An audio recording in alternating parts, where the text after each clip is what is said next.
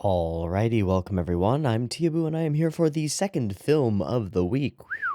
We're here for Yu Hakusho, not Yu Hakusho the movie, but Yu Hakusho Poltergeist Report. Yu Hakusho the movie came out 1 year earlier and is some other title that's like the Golden Something and it's only 30 minutes long. Screw it, I don't care. I want to watch the full movie. Partly because this film keeps popping up on Sakagaburu, and so I'm interested in what do you do with Yu Hakusho when you have a movie budget. I'm super excited to see. There is a bit of a weirdness with this film, which is that the entirety of the run of the TV show Yu Hakusho is licensed and dubbed by Funimation, with a cast that we have grown to know and love over the course of its run. However, it comes from an era of anime dubbing and stuff where sometimes companies didn't get like a monolithic ownership of rights and actually dub all of the things related to a series. So Central Park Media, those bastards, managed to get their hands, their grubby little paws, on Yu Yu Hakusho Poltergeist Report and dub it. So there is a dub of the Poltergeist Report film, but it is not a dub with the same characters or voice actors that we know and love. And I downloaded it and I skimmed through it just to hear what some of the characters sounded like, and just the sound of Kuwabara's voice drives me up the fucking wall insane, and it's gonna be a hard no from me. So, I figure that we're going to have a better time if we just hard switch, hard pivot from the dub to the sub than having the crazy cognitive dissonance of listening to English-speaking characters that are not the characters that we know. It's easier for me personally to put together that, like, oh, this character is just in Japanese now, and that makes sense, versus this character is a completely different person with a totally different personality because the voice actor is completely different. I was gonna say sucks, but that would be mean, but sucks. In comparison to Justin Cook as Yu Yu Hakusho, and whoever the fuck I forget played Kuwabara and did an amazing job of it. The Kuwabara that we get is just bland. Mr. Hello, I'm here. I am Kuwabara, and it's not. It's so wrong. So we're watching the sub. Hate me for it if you want to. If you love the dub, that's great and good for you. But I really liked the dub of the series, and I really don't want to have my last memory of these characters in English be something different. So we're going to watch Yu Yu Hakusho Poltergeist Report, the movie. This has a pretty interesting directorial cast and stuff. There is a huge number of in-between animators listed on this thing. There is a huge number of clips from this film up on Sakagaburu. There is a huge cast of people just for paint. Just paint. The number of background artists is over a dozen. There's a lot of talent working on this film. And a lot of it are people that I have never seen the names of before. So here we go. We're going to find out some interesting things over the course of this movie. I'm going to do my best to write down timestamps for any scenes that I find interesting so that we can go back through them. And then at the end, we'll probably just go through all the Sakagaburu clips anyway, just for fun, to see what we can find out, see what we can see about who made this movie happen and how it got made happen. How it done been happen made. Okay. I have not had enough tea this morning, clearly, but the tea is... No, it's drinkable. It was hot a few minutes ago, but it's drinkable now, so I'm gonna be drinking the tea and getting my caffeine in and having a good morning. This is a 95-minute film, minus credits and stuff. I'm ready to go for it. I hope you are too. So, I've got Yu Yu Hakusho Meikai Shitohen Hono no Kizuna, or Poltergeist Report, the 1994 Yu Yu Hakusho film. I downloaded the SXAils version from Nya because SXAils usually comes in clutch and comes through with good rips and good fucking encodes. So that's the one I've got. If you want to sync up your own copy with it and with this reaction and use the timer-based version on YouTube to do that, that's the version I've got, and you can use it. You can use it with the dub. You can use it with the sub. I don't really care. But I'll be watching it in the sub. So, there will be two versions of this reaction. You can find a much easier to use picture-in-picture version with the video up in the corner, linked down in the description, and then there will be a timer-based version up on YouTube, which you can sync up with if you'd like, and a beep beep timer that will come at you soon. Before we get to the beep beep timer, this is going to be pretty much the last installment unless there's a huge outcry of people who are like, no, you got to watch the other movie 1 and 2, in which case I'll do that. But this should be the last installment of the Yu Yu Hakusho franchise on the channel, so there will be a poll soon, and that poll is going to be focused on older shows, like pre-2000s-ish, older classic-y anime stuff that has a bit of a longer runtime than I want to throw into my more retro-y OVAdrive slot, but is still worth watching. And there is a shitload of old anime out there that's really interesting, and that I'm generally pretty interested in. I'm interested in tracking the growth and development of anime as a whole. That's part of what made Yu Hakusho so much fun, because it's such a pivotal shonen with so many immensely talented people either getting their start or getting really recognized for their work in this. Shimbo, although Shimbo had other work that he was doing for sure, of course, but boom, Dragon of the Darkness Flame is some stuff that definitely went on his resume. Anyway, we'll be doing that kind of polling stuff. You can check that out via the Patreon in the description. You can also just throw me money, and that helps me keep doing what I'm doing, which is super appreciated. And thank you to all of you who have stuck with this the whole time and been helping me out and been making this channel possible. It's super duper appreciated, and I don't know what I would do without you guys. So love ya. Okay. Poltergeist Report, the movie. Again, 2 versions. If you're using the timer-based version and syncing up your own thing, that's totally cool. The beep beep timer to count you down is coming at you. Let's go.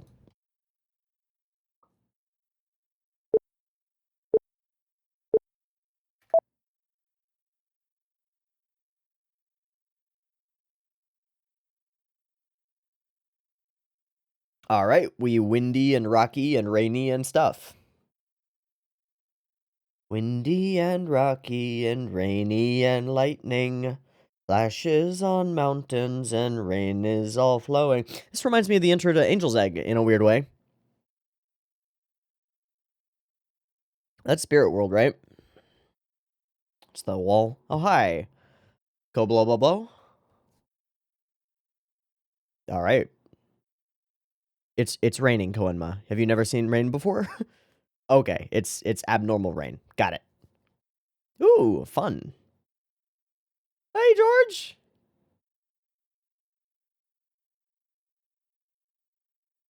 Cool reflective surfaces. Oh, we're building stuff. Whoa. That didn't work at all. Nah, George's whole family. And they're expendable. That's cool water. Oh, what a seed.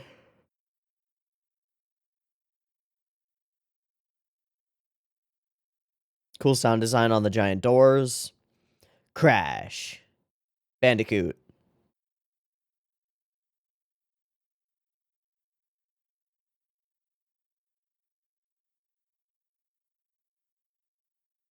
Super cool water. All right, who did the water? Who done water?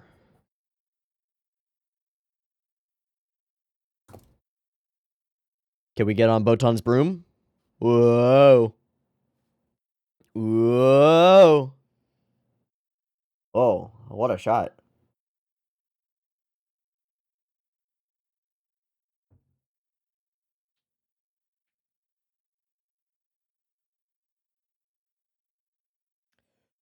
Did this come out like soon after a tsunami? I don't think so. It's just a good story point. Bakara. Yeah, summon the flying one. This is a good idea. He's serious, George. What was that? Oh, hi, Botan. Oh, that's pretty fucking cool.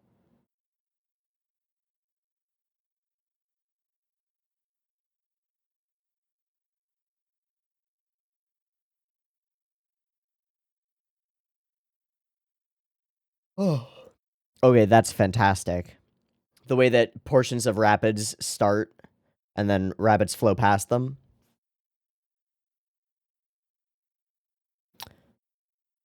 Let's go, Botan. Save Koenma.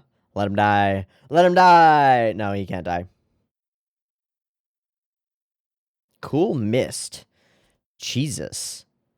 This is a tragedy. This is terrible. What is it? It's the MacGuffin. It's the MacGuffin. Here, it's dangerous to go alone. Wait, what? Why must you remain here? Okay, he must remain here. It's so that we can have heroes do hero stuff. Really great art on her face. Just the fidelity of the paint work is incredible. So I can see why there are so many fucking credited paint people, especially on the faces. It's so crisp up to the lines of the face, and just so perfect. Like, look at that. That's really, really, really pretty. It's still using the relatively simple, relatively flat style of Yu Yu Hakusho, but man, they've nailed like the saturation and the color tone of each color, and then the flatness of each color is really excellent. I don't think that that's filtering that's been done after the fact on the Poltergeist Report Bonds of Fire. Sick. I don't think that's filtering that's been done after the fact on the video that I'm watching. It looks like it's legitimately the way that it's painted, which is insane. And awesome. Okay, this looks more normal. Hello, Keiko.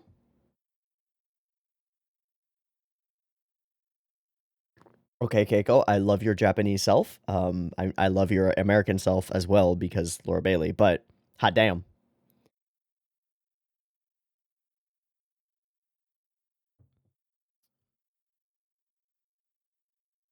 Oh, fuck.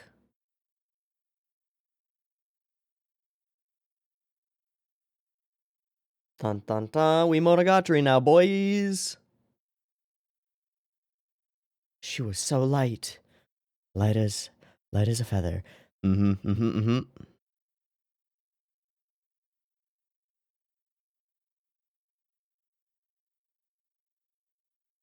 Fucked up. Foo bar, fucked up beyond all relief. Oh, okay, have a quest. Take the quest, you skate. Alright, I'm doing a good job of drinking my fucking tea. I'm gonna be hyper caffeinated soon. This is strong caffeinated tea. Facial shadows on lock. Hair coloration perfect. Eyebrows on fleek. Hell yeah. Ah, hey buddy. See it? See, at least he sounds crazy. Yes, I'm down with that. I'm down with that, Kuwabara.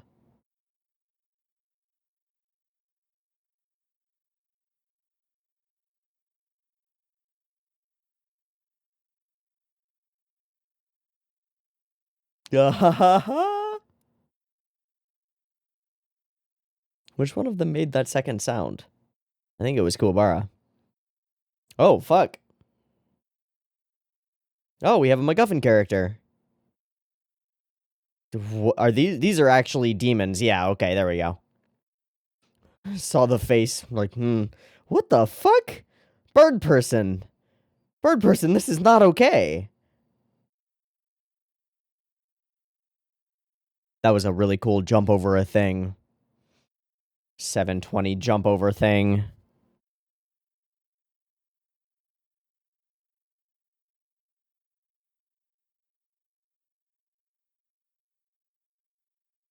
Sweet.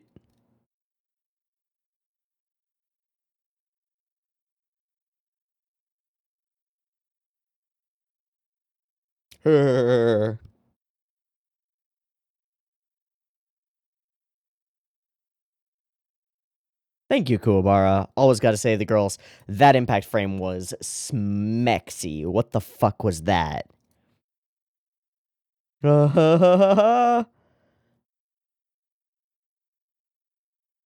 Sick. It has been a goddamn while.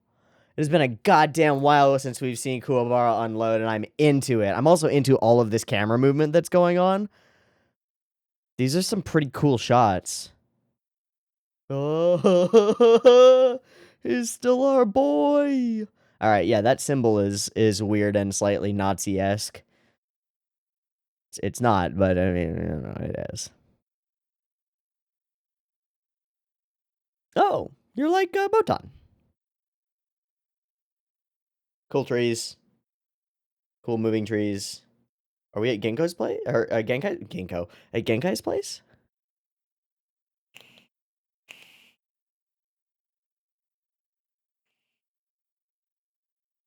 Hey, it's Genkai's place. Heiko. Keiko.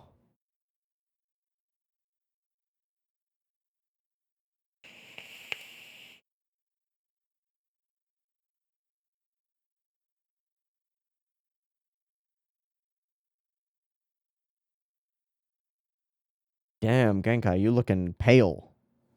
You alright?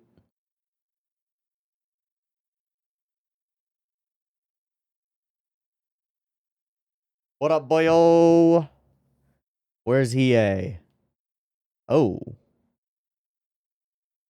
Much younger sounding. Don't like that, but that's okay. Also, rounder faced. Kind of like me. That's because I'm getting fat. I am. I'm putting on weight.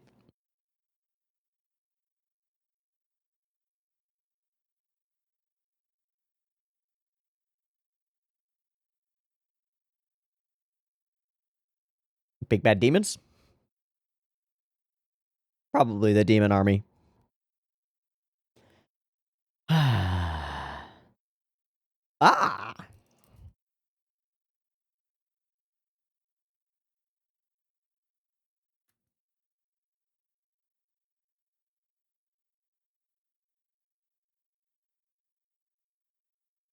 Meikai Shitohen. Yeah, there we go. Okay. I can only count to 3, so I don't understand this larger number of which you speak. Uh-huh.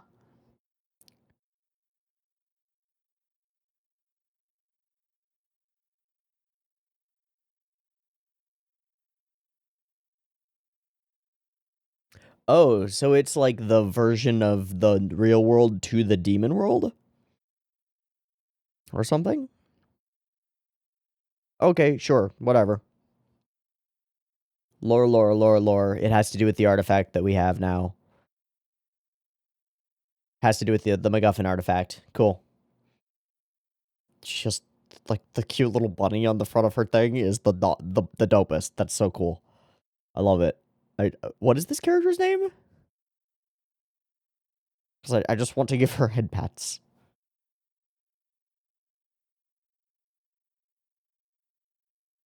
I feel that.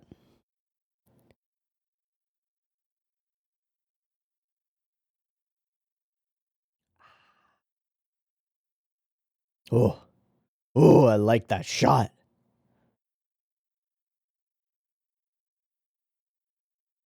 Okay, so we're gonna have just enough time to talk before we either get attacked or get sent on a mission. No, we have more time. Okay. Oh, hello. Hi, Hiei. I have nothing to do with your problems. I'm leaving. All right, bud. You gonna run into the threat? Ah?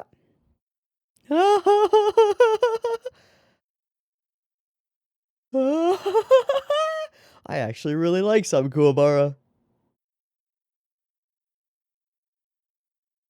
Bruh, there is somebody trying to recover here. Not the time.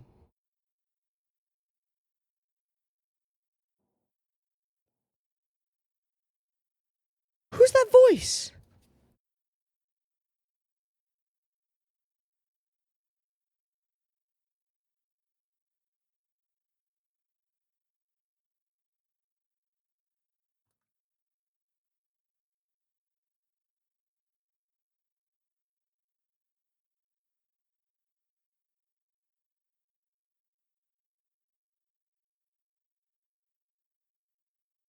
No. Stop snorting.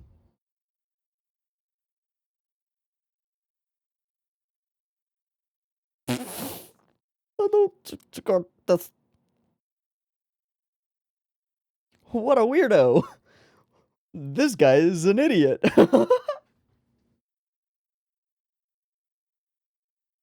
Zoom. Ah.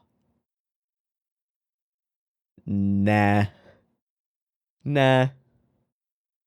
Wow, his voice is way deeper. They should be switched. But they shouldn't, of course, because it's character.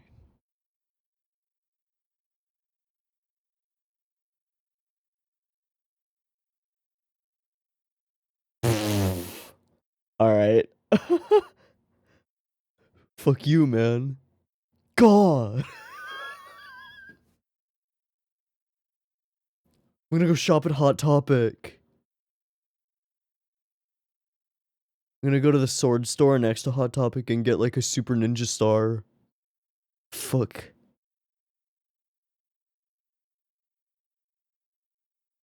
Ah! Like ley lines? Okay. Chill. We're doing exposition really neatly in this film so far.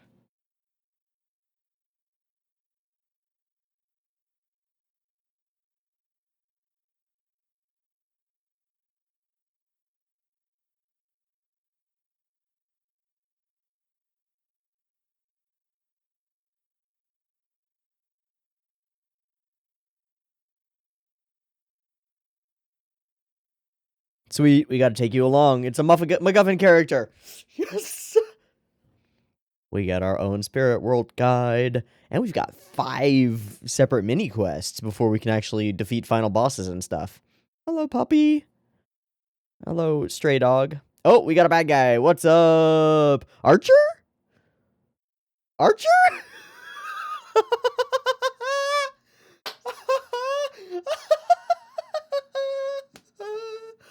Oh my god. Oh no, you're the servant. No. You're the whoa. Whoa. That needs a timestamp. 15. Archer explodes. That'll work. Cool. Cool.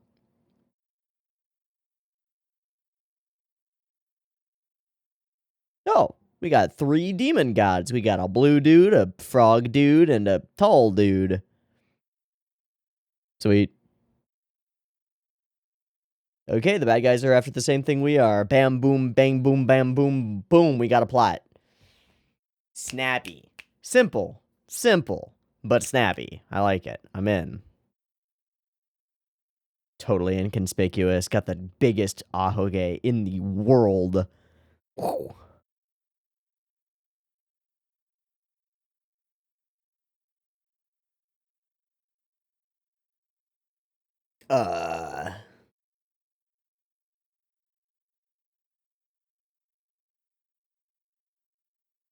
That's probably the energy site. First battle incoming.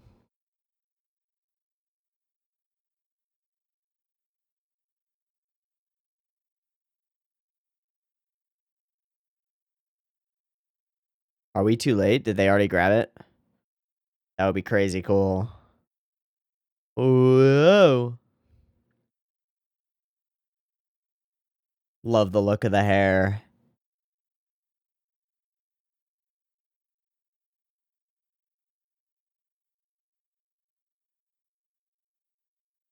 Shit, they're a step ahead of us.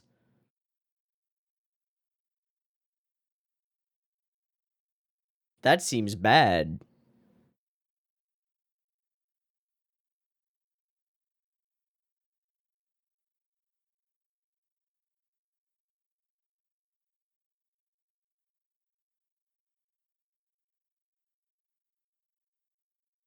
Cool, we're a step behind.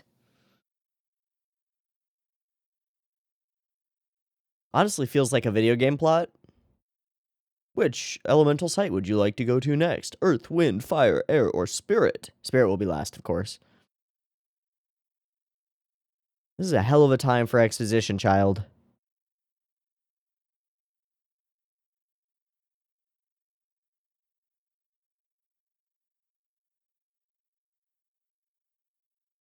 I really like her whole character design and outfit. It's semi-Miko-esque, but, like, not. Oh, I sense an incoming battle. Oh. Or that.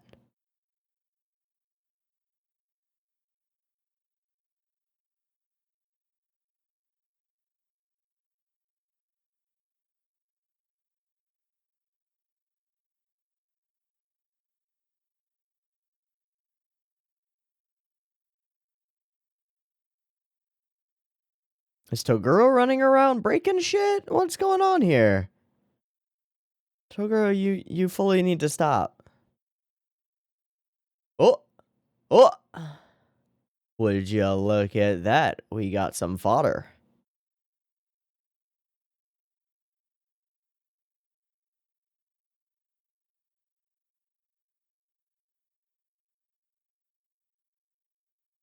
Having them beat them to the first sight is a really good move.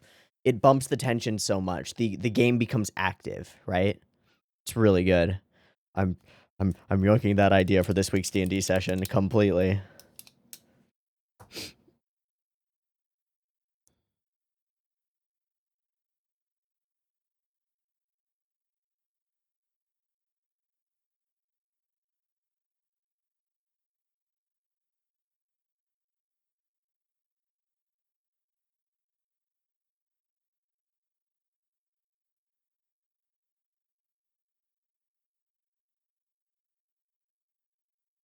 Please don't. Great cut. Whoa, that's different.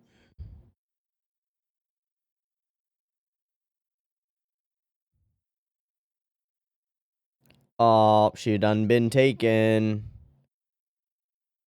Shit. Shit. Cool explosions.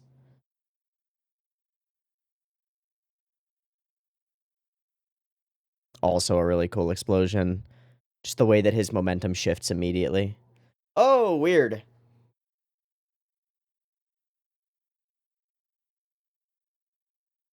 Oh, we get to see Big Bad immediately? We get a face-off? I don't like that sound effect. I don't like that at all. Archer, stop it. Archer?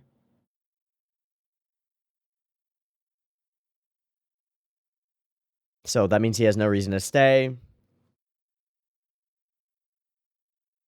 Ah.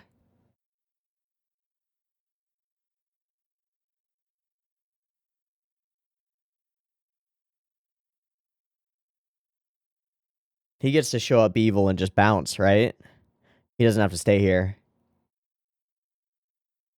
Uh-oh. Oh, cool impact frame.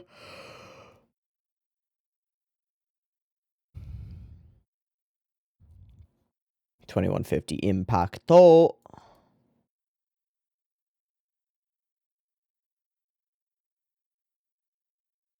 What are you talking about? We don't know anything about that right now. Oh, okay. So we're going to imply that it's just because he's a tool of the spirit world for now. Cool. That was a cool sequence, breaking through the door of the car. A lot of creative things happening already. Archer. Got it. Got it. Got it. Your name is Archer.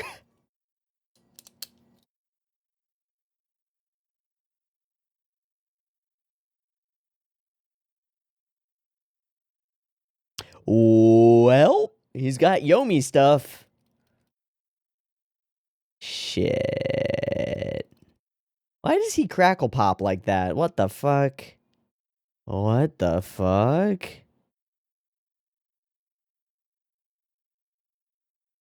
Yeah, he can just bounce. He's got no reason to stay. That's perfect. That's perfect. It's perfect. This is how you do an initial villain encounter with a hyper overpowered villain. He just walks through, walks all over our characters, does what he needs to do, gets the fuck out. Beautiful. Beautiful. Easy does it.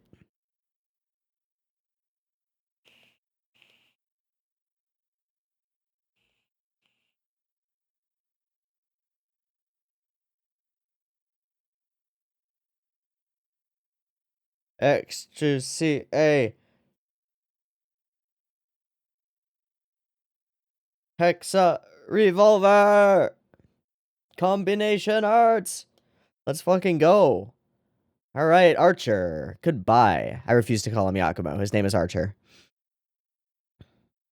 Bye.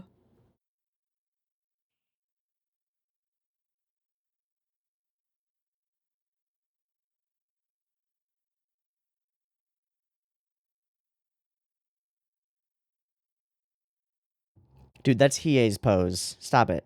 Stop it. Why are you Hiei posing? Yo, somebody...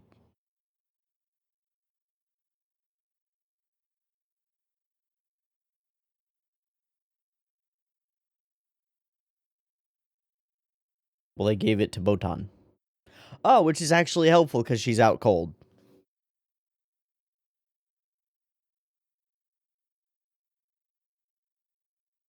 Wow, fully underwater. That's crazy cool. Oh, hello, burbs. Scared burbs. Ooh, what is this hut? Oh, this is one of the other sites. Oh shit, they're all individually going to run into different different villain captains. Yeah. No, no, no, no. Cool bar, stand back. Okay. That was cool. Foop, foop, foop. No, it's not just your reflection, it's also another person.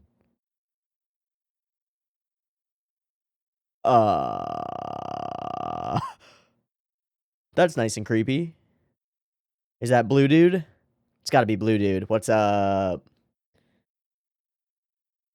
You look like Frieza. No, I don't know what the fuck you look like.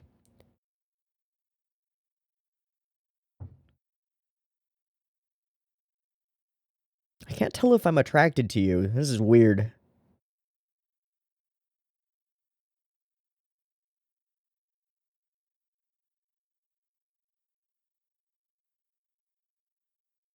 Whoa, copycat. Reminds me of the David Bowie character from Lita.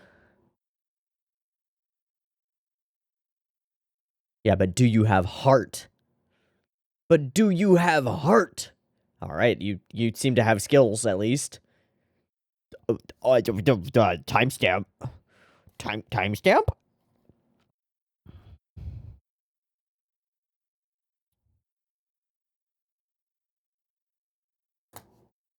Hey, it's EA. Oh, none of this is my problem. I'm standing on top of tall things.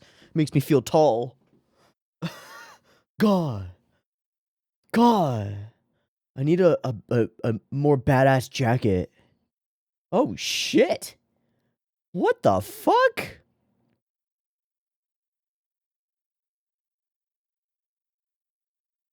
I got a whole squad of building leaping scythe claw assassin boys. The perfect counter to Hiei. Shit. Sorry, numerous people who just died. Love the music. Love the choreography of this whole fight. This is great. Oh, are they made of water? Nope. Nah. Hiei never goes out like a chump. Uh-oh. Uh-oh, he's got an eye. He's got an eye. What does his eye do? Is this pre or post Dark Tournament arc? I don't actually know. I don't know when this movie is supposed to take place. So I don't know if we got Darkness Hiei. I don't know if he can whip out the dragon. Oh.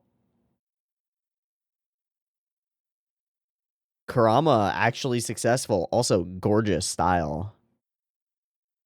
I'm sorry, what? You have done what?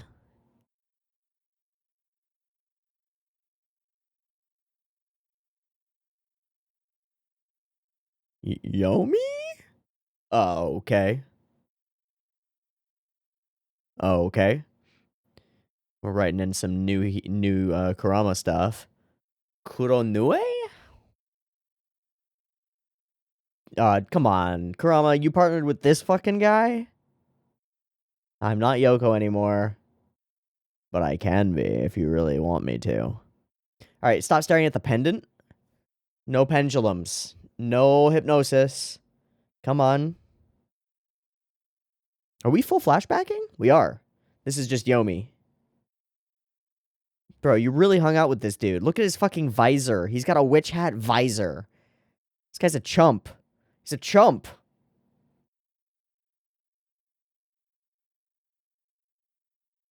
Nani?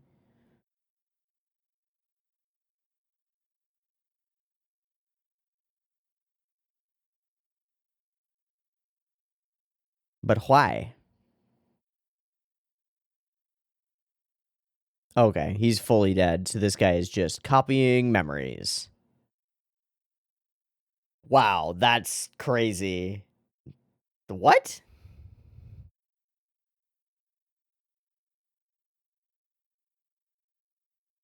Did he? But did he?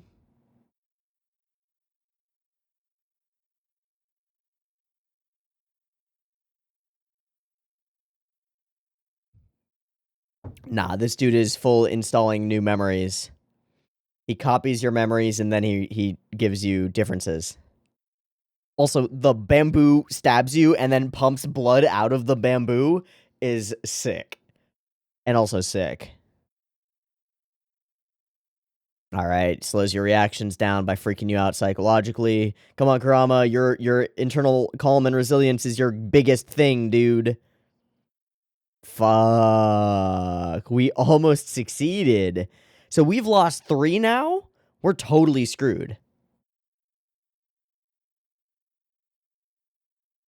Nope, already done what I needed to do. These guys are not fucking around. They're not like, let's have an honorable battle instead. They're like, no, we're gonna get to the goal and we're gonna do the thing and we're done and we're out. I like it. These are villains with a purpose. Kind of like Sensui, you know? Except then Sensui immediately pivots into like, no, I want to fight for reasons. It's the same. Yeah, if you shoot him with a spirit gun, he might get a spirit gun.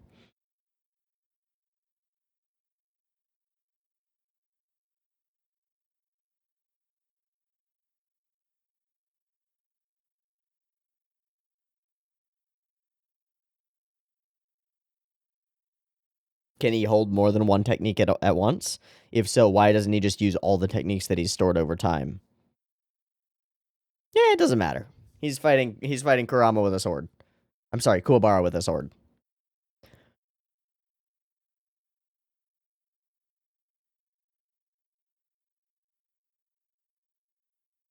You gonna dive into the water, my man?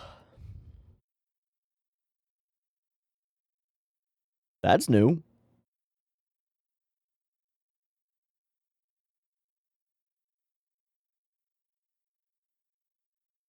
I just have a sword. Don't you want it?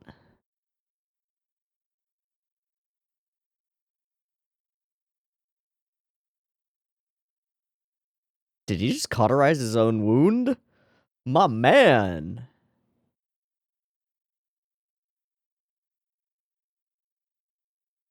You mean weakening you?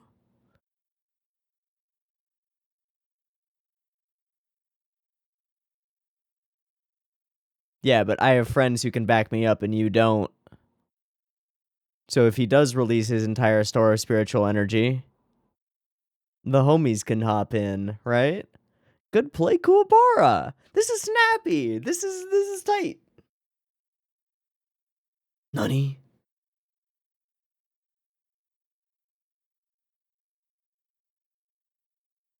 Oh, it's a fist fight. Let's fucking go. He doesn't even think about his friends.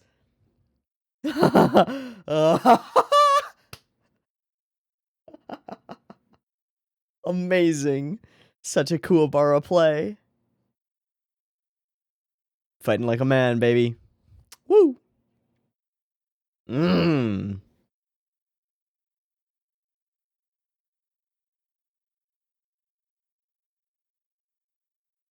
That's true.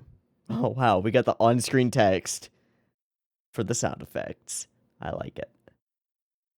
My man. He is right next to the shrine, though, so he's still going to be able to break it, probably. Yeah, no spirit energy. Roughly cauterized shoulder wound.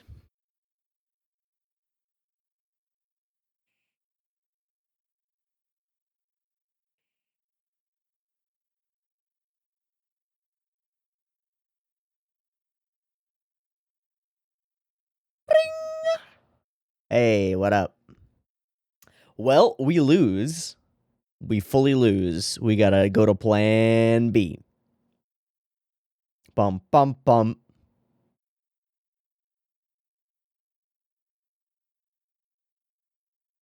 Bum, bum, bum. Oh, that's just neat. Oh, that's just... Were those birds? That's really cool. Great effect stuff. We're 1/3 of the way through the film. First segment done.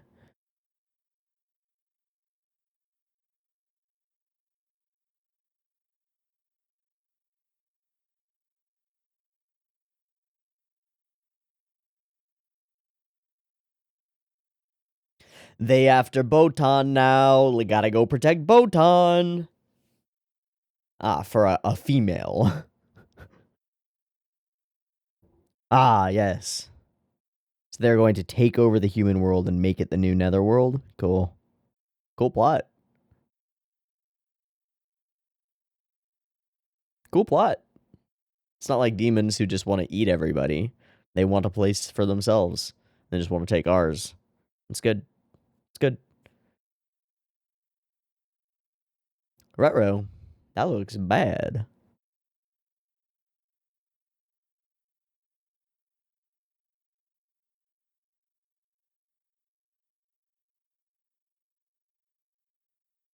Gotta go save Botan. Yeah, we got soundly trounced there. Trounced, tromped, walloped, womped, bipped, bopped, and blown the fuck out. Okay.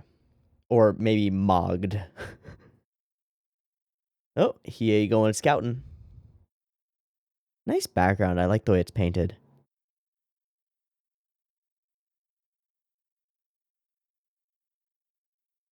Watercolors for the sky. Flat, also watercolors, but flat for everything else. Really cool. I don't think anybody can see it. Oh. Oh. That's weird.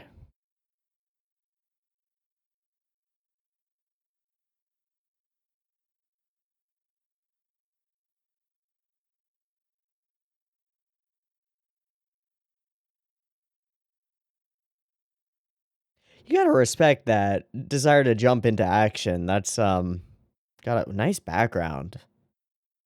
Oh, shit. Archer, don't go there.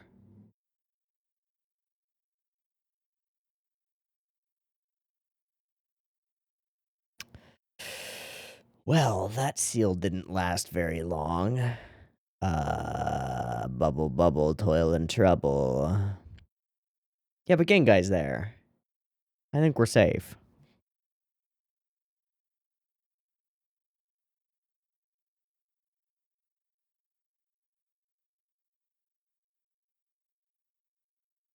Get the fuck off my lawn!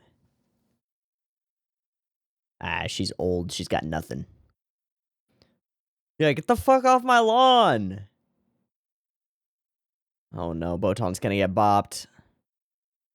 Wow, that was a cool shot. No, no, no, no, no, no. She's strong too. What up? In my fucking temple, get off my lawn.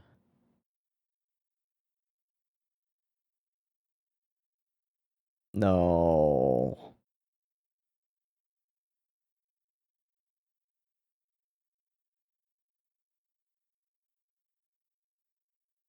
Oh no, Genkai took the hit. Hiei? Hiei, you're the only one edgy enough to deal with this edgy boy. Let's go. Show him the power of Hot Topic. Come on, man. Come on, man.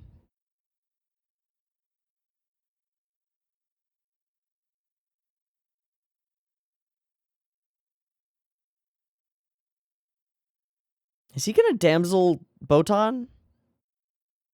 Ah.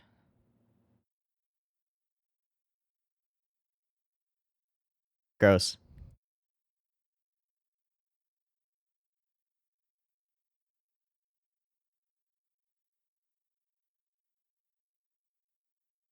Why did Keiko come?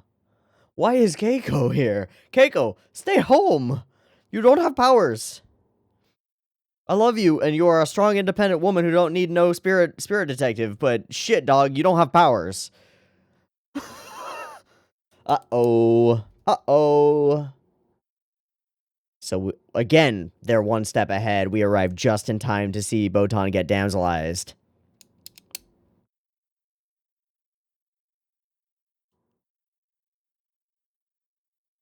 I mean, yeah. You fucking archer bitch. Yeah, good. Honestly, good. That's safer for you to be back there at the moment.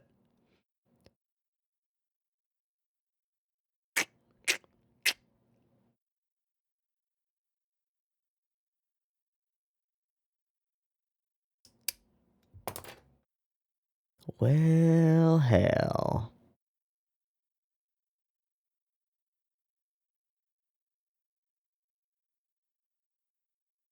Oh, thank you for telling us that. Ha ha ha ha ha. Ooh, ooh, ooh, ooh, ooh. Foo, foo, foo, foo, foo, foo, foo. Hee, hee, hee, hee, hee, hee. Ah, ah, ah, ah, ah. All right. Okay. Creepy laughter notwithstanding, we just got wrecked again.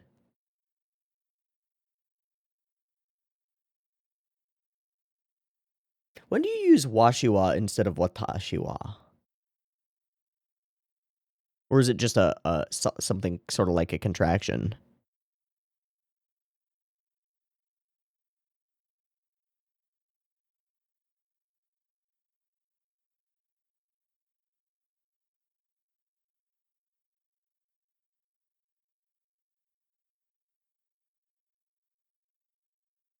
Oh, okay, we are post-Dragon Hiei. Good to know. Important plot point to recognize there. Good. That'll come in handy. Knowing that we've got a bit of an ace up our sleeve. Literally. All right. Time to get mad. Time to get mad, boys. Let's go.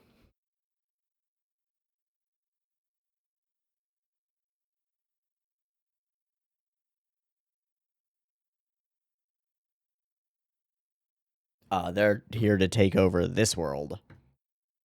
Yeah. Yeah.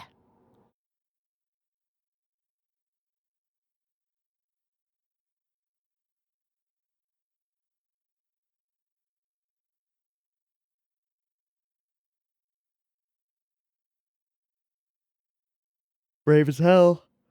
Uh-huh, uh-huh, uh-huh. Yep, brave as hell.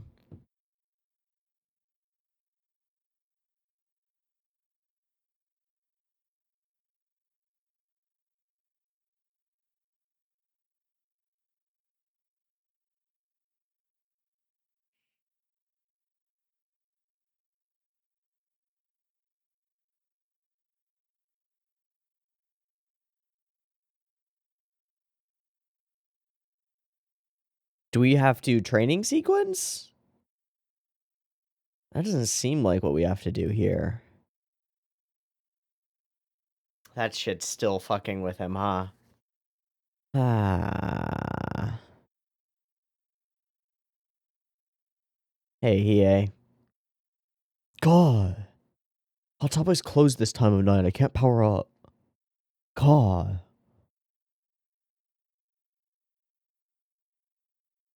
Sorry. I'm sorry for making the hot topic jokes with EA. I'm just having fun with it.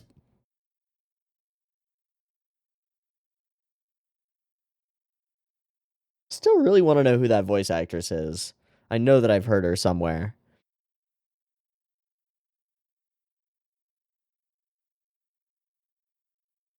I don't like that sound effect. It's the classic back crack sound effect, so why do they keep using it for him, like, just raising his hand? I don't get it.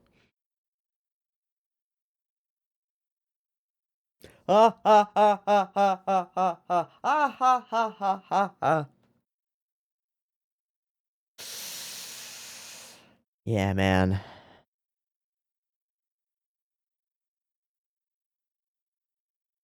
Whoosh.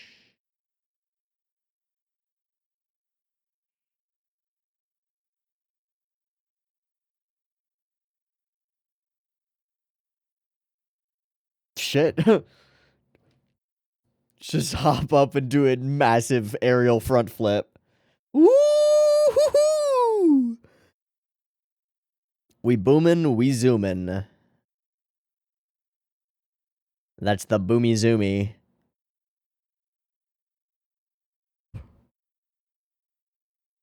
Calling back to an original soundtrack thing.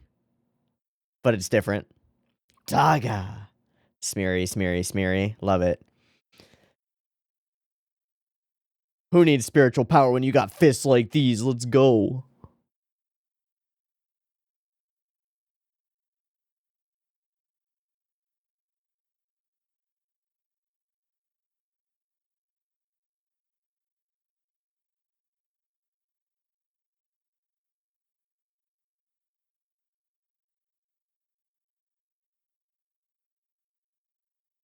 Oh ho, Yoko. Okay, that bandage is off too. Let's fucking go. God.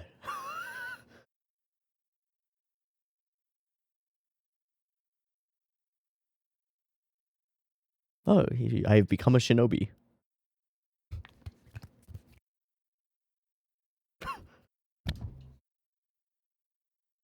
Hi, Keiko. Stay here. I love you, and I know that you want to fight, but stay here. This has nothing to do with your gender or demeaning you in any way, but you got no powers. Stay here. Genkai can probably protect you. Ish. Alright, let's fucking go. Squad! I actually really love that shadow sequence. I like this a lot. I much prefer this to an Avengers walk. This is fucking awesome. Show me another scene of the walls, but with all four. Fucking amazing. Yes. Nyom pop. What's up, homies? We just keep walking? Yeah! Yes! This is the best scene. This is the best scene. The best scene. I don't care. I don't care. There are going to be better scenes coming. I don't give a fuck. 47, okay, we're doing a full Avengers walk. I'm fine with that. The best. I know I'm calling it an Avengers walk when this came out like 20 years before Avengers. But fuck you. Yeah, fuck you. I guess Avengers was like a while ago too. Shit. Getting old. Ooh. Ooh. Clever, clever animation. All right. Into the fog we go.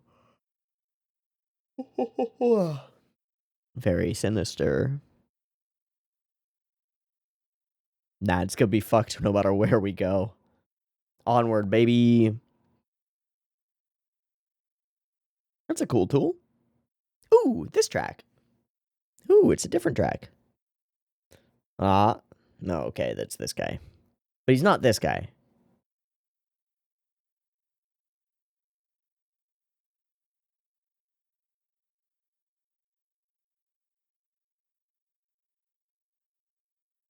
Does he have wings now?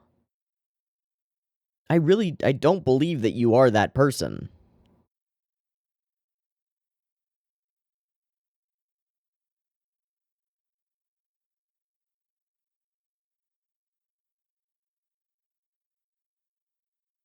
Smart. Safety first.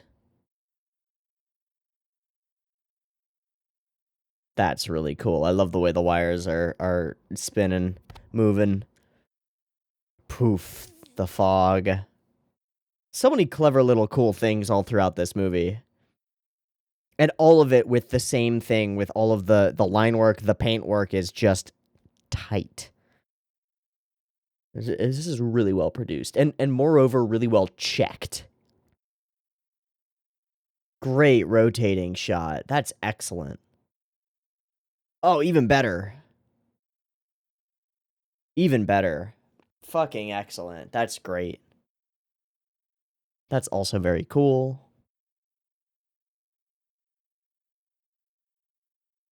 Just getting the momentum right is not super easy.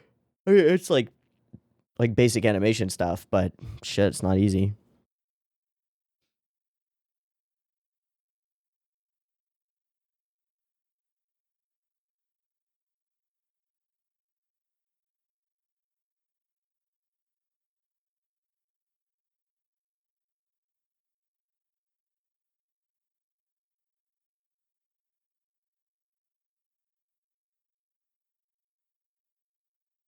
Are you getting wrapped up in wires, my man?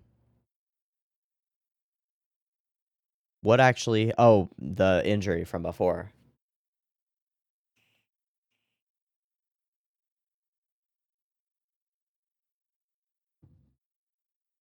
A man has to stand alone.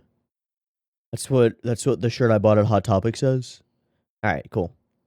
Ross whip.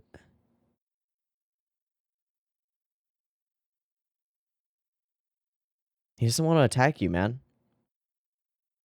Okay, when Kurama is bleeding is when you get scared.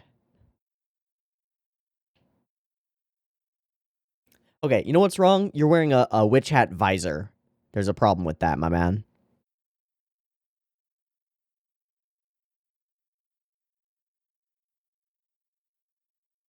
Ow.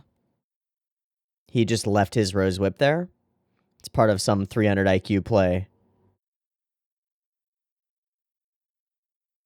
Stop looking at his goddamn pendulum. Stop looking at it. He's fucking with you, my man.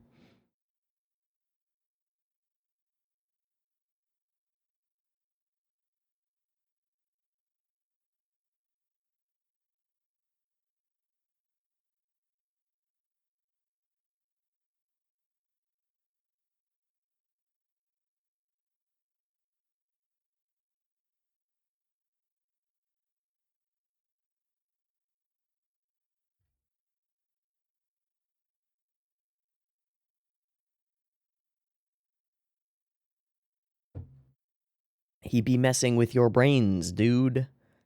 Get out of there. Get out of there. It's like the sound of something spinning quickly. Whoop.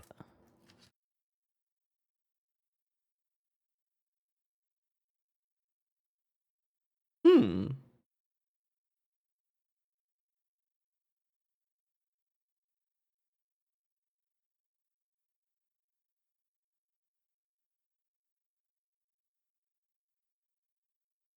Hmm.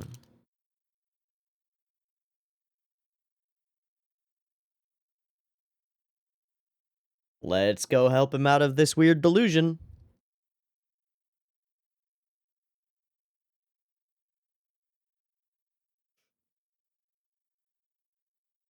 I really hope that it's a 3000 IQ play from Kurama, though.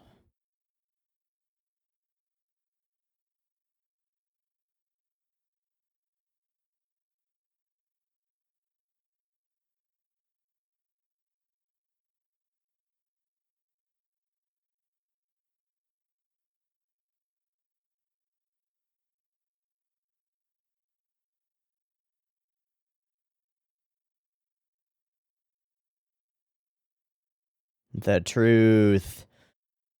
The truth. Oh, cool wind. Oh.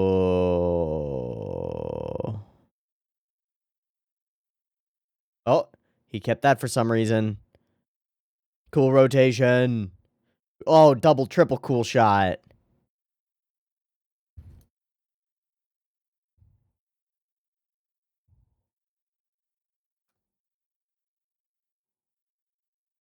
Just like before.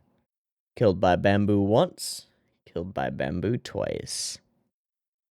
But you're not actually him, right? Yeah, no, you're somebody, you're an imposter. And have been the whole time. Ah, you salted my tricks. It's the froggy looking one, right? Yep, thought so.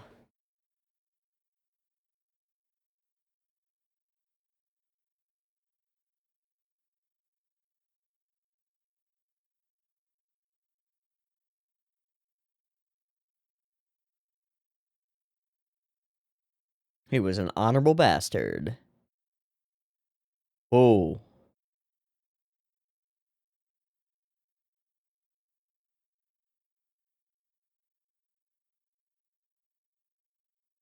Whoa. I love it. I love it so much. Oh my god, there's so much cool shit in this fucking movie.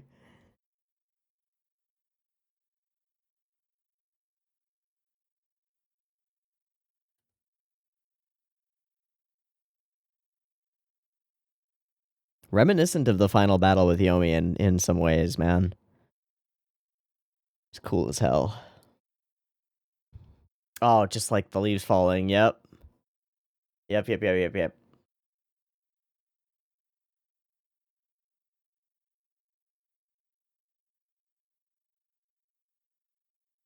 Hmm. Everyone has darkness inside their soul. That makes me feel more okay. Because there's darkness within me, too.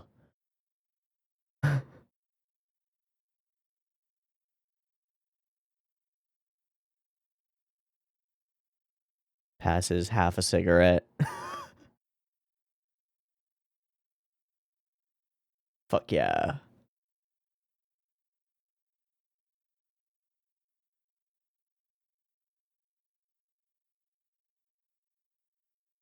One down. Two to go, plus Archer. Sick. On to the next one. Deeper we go. Oh. It's Cyclops.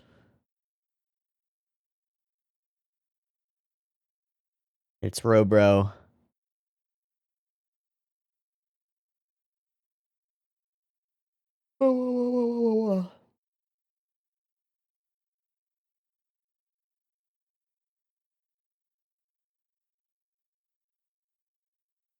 Yeah, what is that?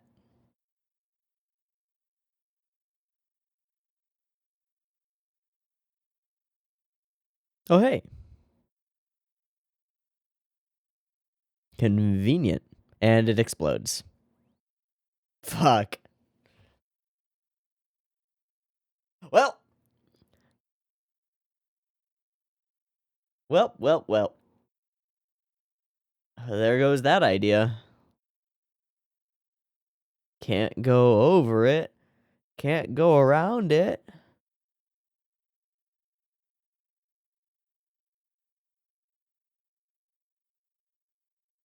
Kill him and use his corpse as a boat. Oh, no, that's Archer. Never mind.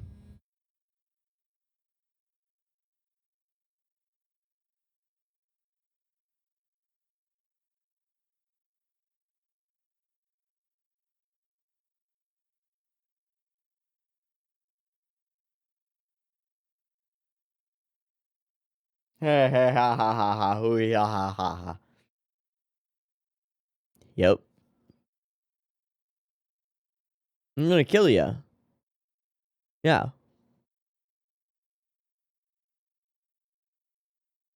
I think this one's Hiei's. Yeah. Buddy, I got this one. This guy doesn't deserve to be in Hot Topic. Let me get out my maul sword. I'm only shitting on Hiei because he's, like, pretty close to my favorite character. Okay. Aw, cool reflection. Cool cut. Whoa.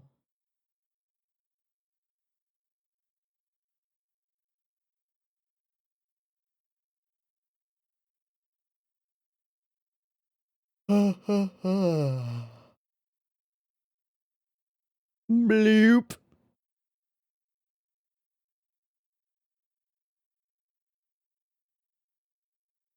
Raichu?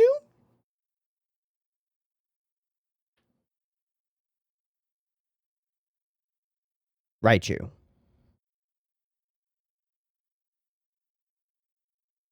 do you mean become? What do you mean become? Alright, this is gonna be great. I know that this fight is gonna be sick. Holy shit, it's already super sick. They are leaping from buildings at each other.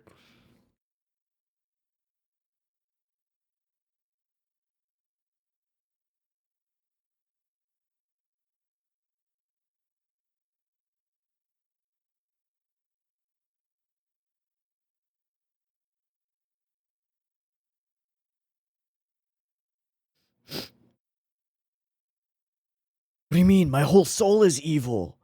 God. It's already awake. It was awake before I was. God. You can't fuck with me, man. I'm already evil.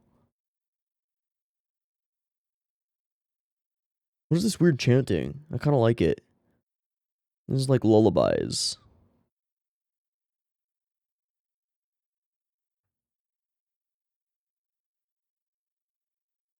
Again, what do you mean, pulled into evil? He already is. God. You can't affect me. Whoa. Do you want that? That seems like a distinct disadvantage to have an opponent who can see in all directions right now. I mean, yeah. I am evil. I embrace the— oh no, he's gone back to how he was before in the very beginning. Please do not release the dragon right now.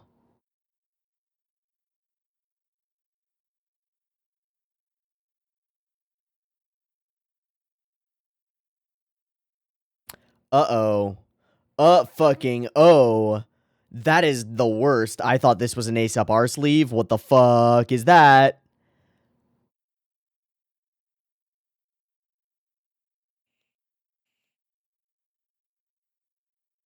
I agree. Okay, that's really pretty.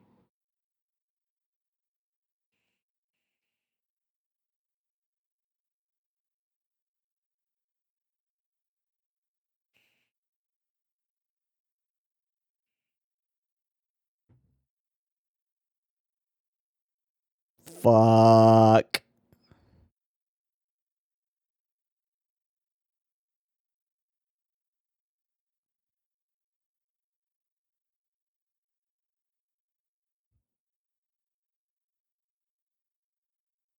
Fuck.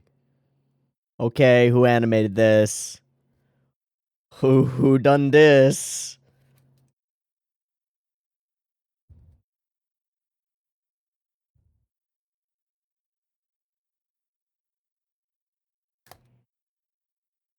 You might have fucked up.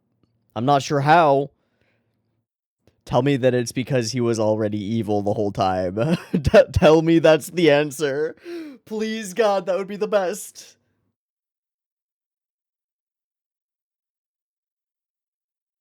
Awesome. Awesome.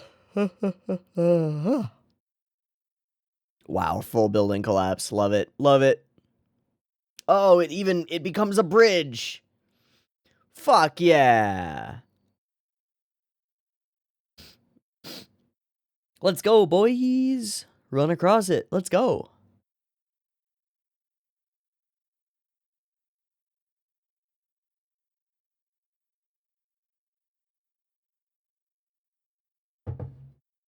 Sick.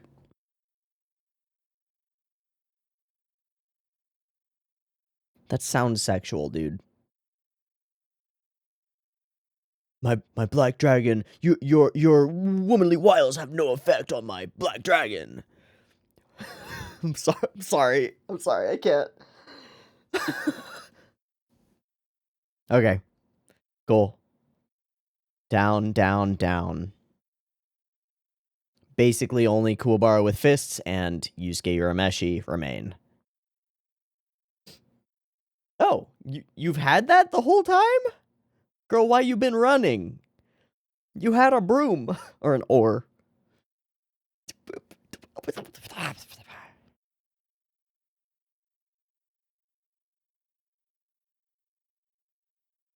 Say conclusion, we got a full, I don't know, I guess we got like 25 minutes left. Okay. Yeah, we're in it. Yusuke versus Archer. Unlimited spirit gun works? Something? I don't know. I don't know. I don't have a good joke for this.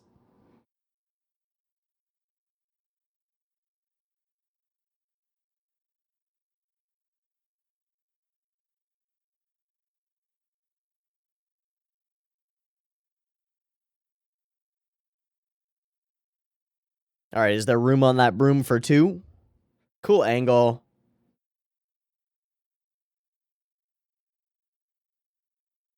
Is there not room on the oar for two? Come on. We can't just fly up there? Can't just zoom it?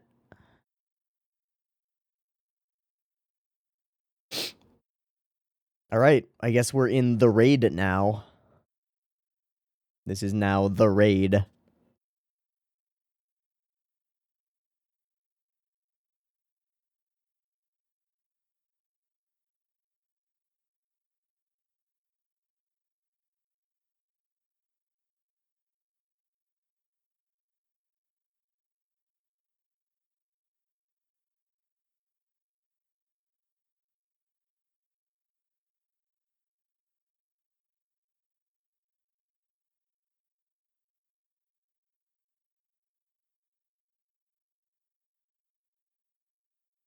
Hell yeah, Botan. It doesn't seem to be.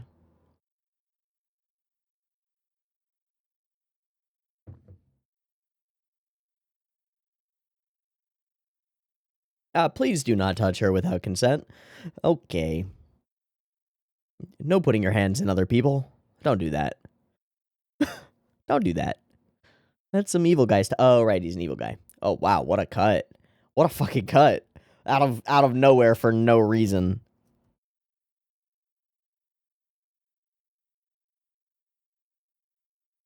Ow.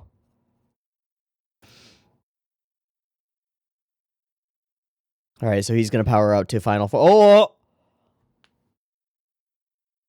Bad touch. Bad touch.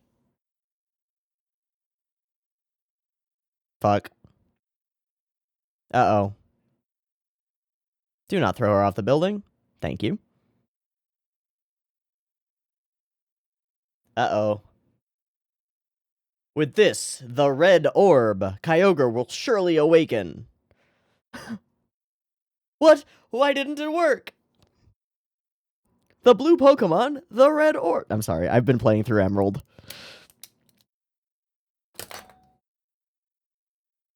Let me know if you want to see me, like, watch me play through Emerald. I doubt that you do, but maybe.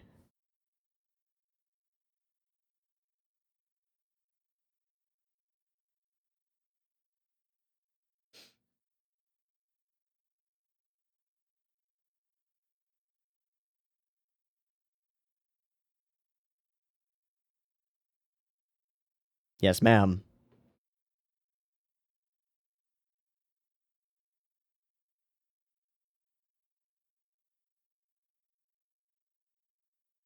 Oh, the jacket's coming off. It's getting real. He's gonna power up to final form, my man. Mekai no power. Okay.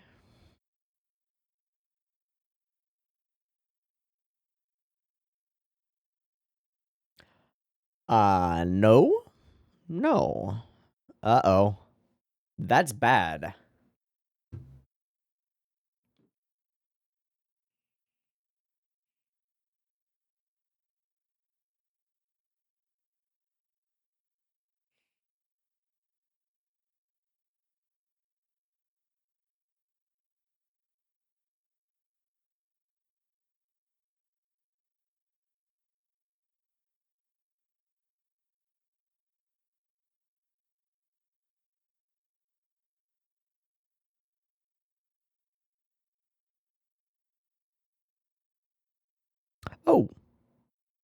We got a fighting arena.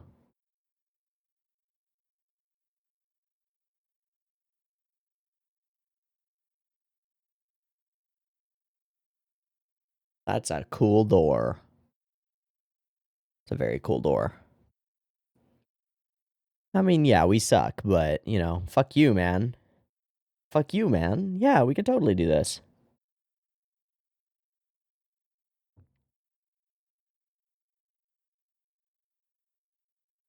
Let's try survival.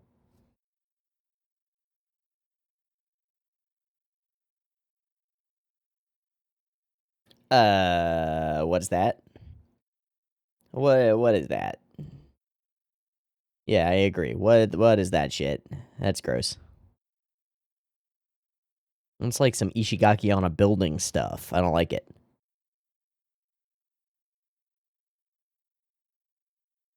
Also, this flickering, can we stop?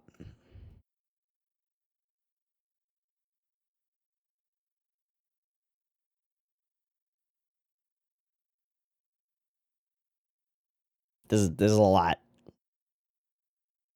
It's actually kind of messing with me. I'm not okay with this.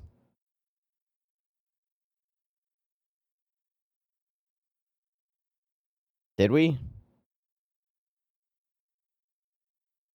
Okay.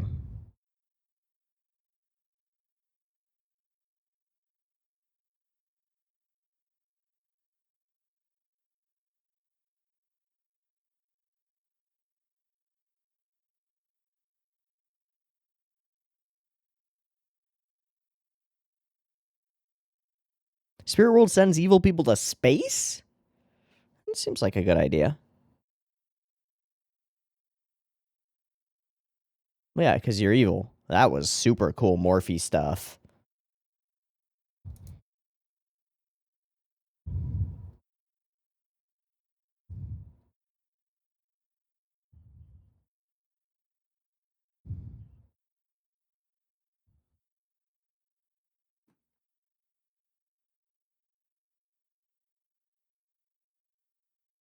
So imposing. Cool fucking cut.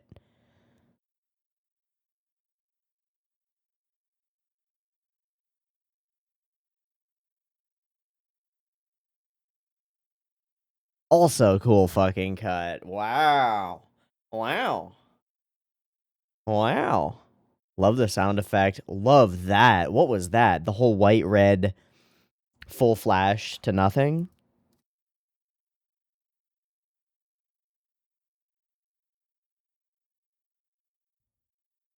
We blew.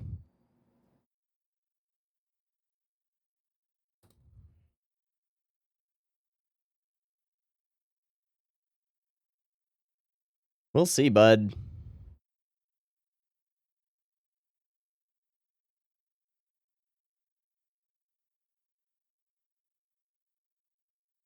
Wow. Wow. Fun. Fun, fun, fun, fun, fun. Fun, fun, fun. Absolutely sick. This whole fight so far has been one of the coolest fights of the series. Full stop. I understand that it's very different because of the budget and stuff, but shit, this is good.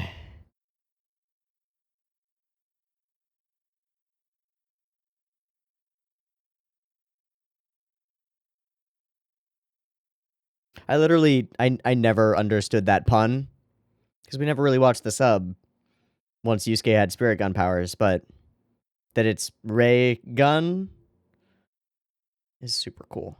So he shot the what?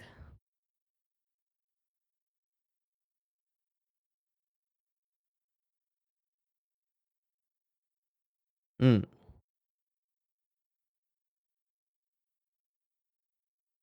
Oh.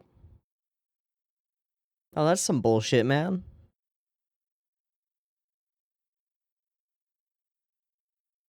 Or did it just power him up?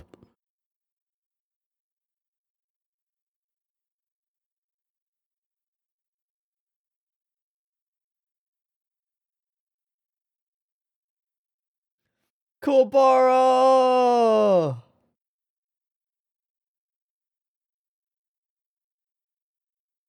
My man. Nani? Just punch him to death. Let's go. Let's go, Kuwabara. Just punch him to death. Let's fucking go. The power of being a badass. Let's go. I'm into it. Are we gonna get some kind of like double punch sort of situation? Ah, you are weak. You have no special abilities. I can be here to get Yusuke really pissed off.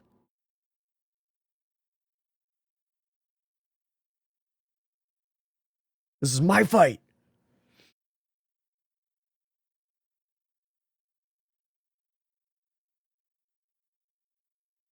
Still haven't scratched him. A little bit bold.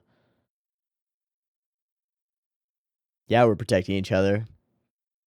No, it's the reason that we're strong.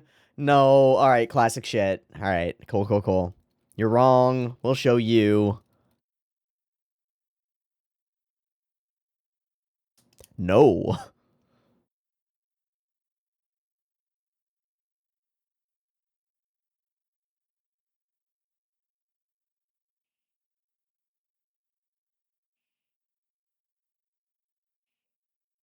Battle stage 2. Ooh, the orb. Ooh, something we can fuck with. Thank you for pulling out your weakness. Uh-oh.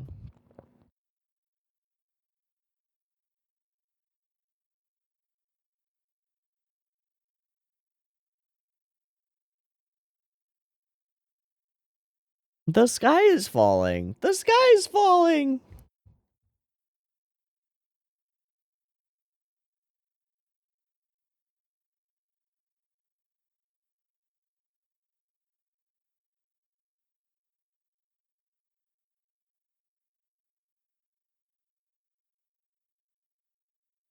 Hey? Oh. Himigeshi.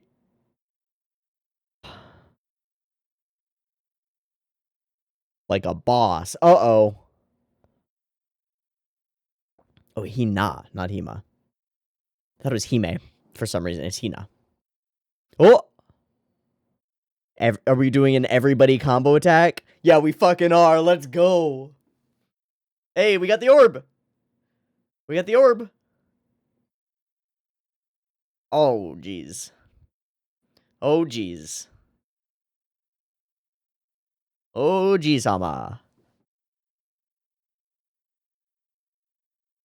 Whoa. Whoa, buddy. Not twice in a day. Shit, we might die anyway. Might as well do it.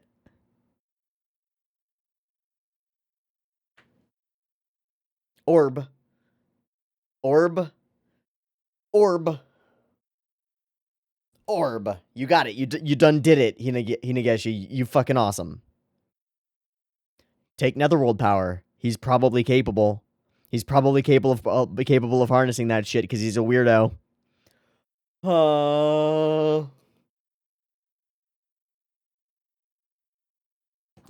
Gimme. Gimme.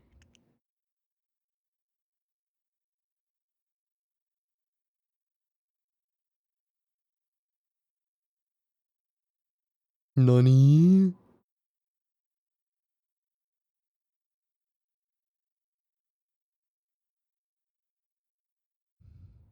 Sweet. Yeah. Touch that infinity stone. Let's go. Wait. Do we actually have to Guardians this? There's no way. No way. Nah, he'll do it on his own. He'll do it solo. Let's go, Yusuke. I really want Kuwabara to come over and grab his hand.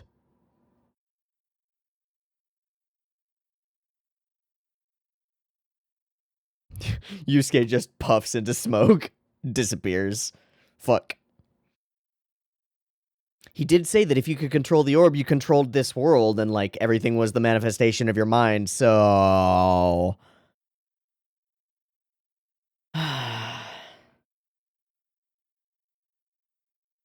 No, that's mine now, bitch. Thank you. Appreciate it. Oh, it's glowing blue. It's glowing blue.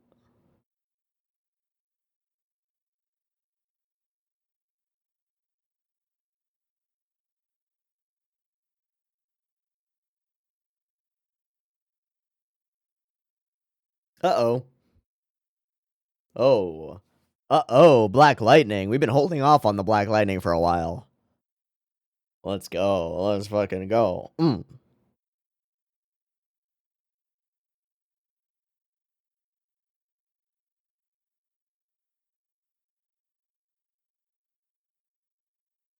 Grip the ball firmly.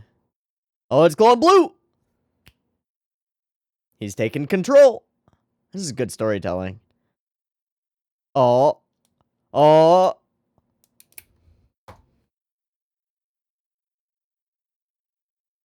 From where? You had none like a minute ago. Hey. Everybody's got it. We are fully guardiansing it.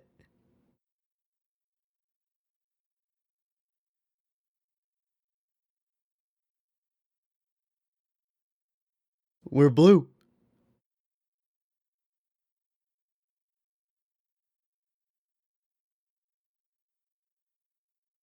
Yeah, he's a protagonist, man. You fucked up.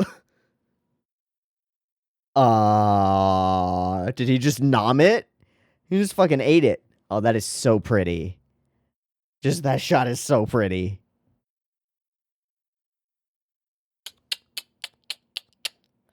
Dreams crumbling. Bye-bye, Archer. Back to space with you. Full power, full squad spirit gun. Let's go.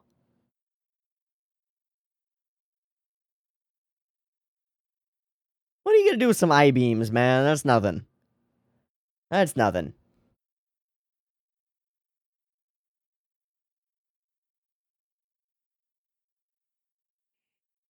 What a cut.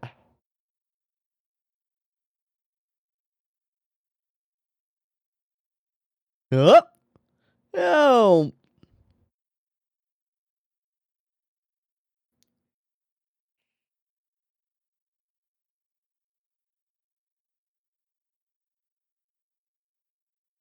Whoa. Whoa. Okay. How Toguro of you. How very oh my god, straight down through the building. That's so cool. Oh, this is a hype fest. This is a sick film. I really like it. There we go. Bada boom. A bada bang. Save the world once again. Yusuke Urameshi and all his friends take that power and bring it to the end. Get wrecked, Archer. I will become a hero. God.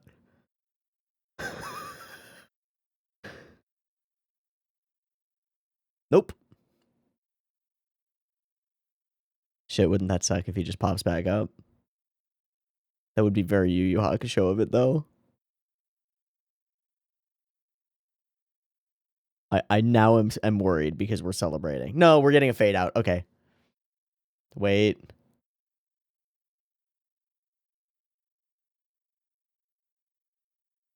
Wait. No, no, no, no, no, no, no, no, no, no, no, no. No, fuck you.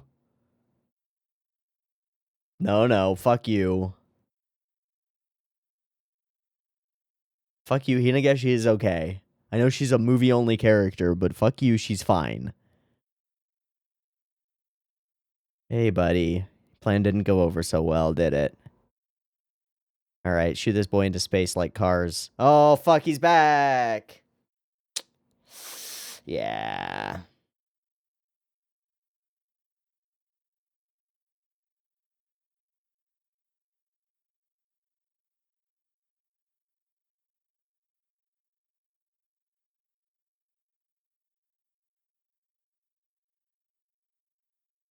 Don't manifest that. He can steal it.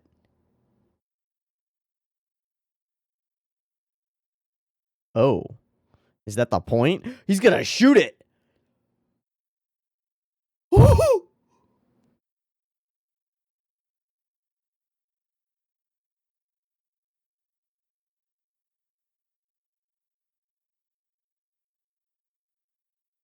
Oh, so close to power. Boom. Get vaporized. Wow, held in place by the force of his own explosion. Sick. All right. Yeah, no, that's pretty fucking cool. Where's Hinageshi? She's got to be okay. All right, everything closes up. Things go back to normal. Where is the redhead with the ahoge? Where's my girl? We need to give her head pats. She deserves them. She made the fucking play that won us the thing. She made the steal the sphere play. That was the shit. Tell me that she didn't sacrifice herself for it. That would suck. I mean, it would make sense storytelling-wise, but fuck.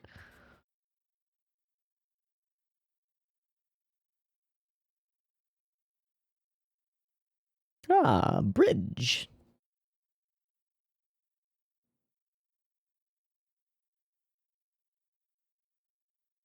And all was right in the world once more.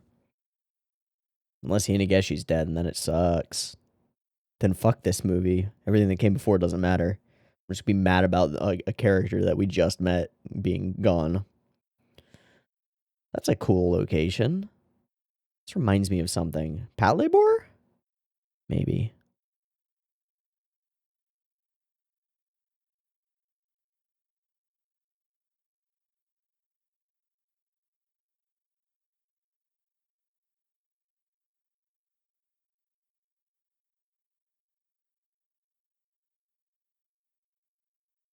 Where is my MacGuffin character? I loved her. Hmm? Okay, Botan's okay. Hey, hey, hi, hi, hi.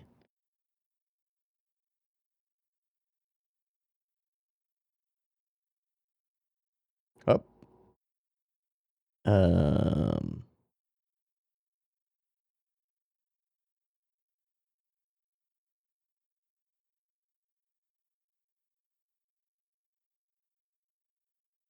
Yeah. Oh, I saw red and I thought it was Hinageshi. Fuck. It's just Kurama. Damn. No, all the boys are all right. What about the girl? Come on. That's gotta be Kuwabara. What's up? Please don't give me the sads at the end here. Come on. Oh, please, please, please, please. Please, please, please, please. Oh, thank fuck. Holy shit. Ah. That was good, movie. That was good. You had me worried there. What's up, girl? How you doing? You've looked better, but you're looking good. You've been working out? All right, all right, all right, all right, all right. Time to stop joking. We're in for a slightly sappy ending.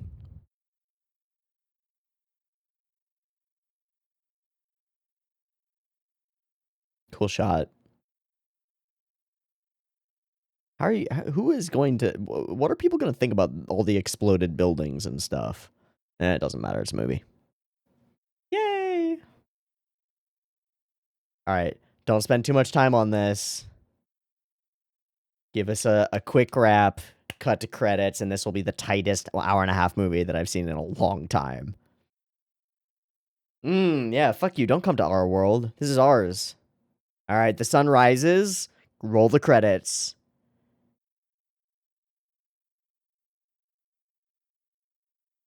Nailed it. Absolutely nailed it. Shit, this is good.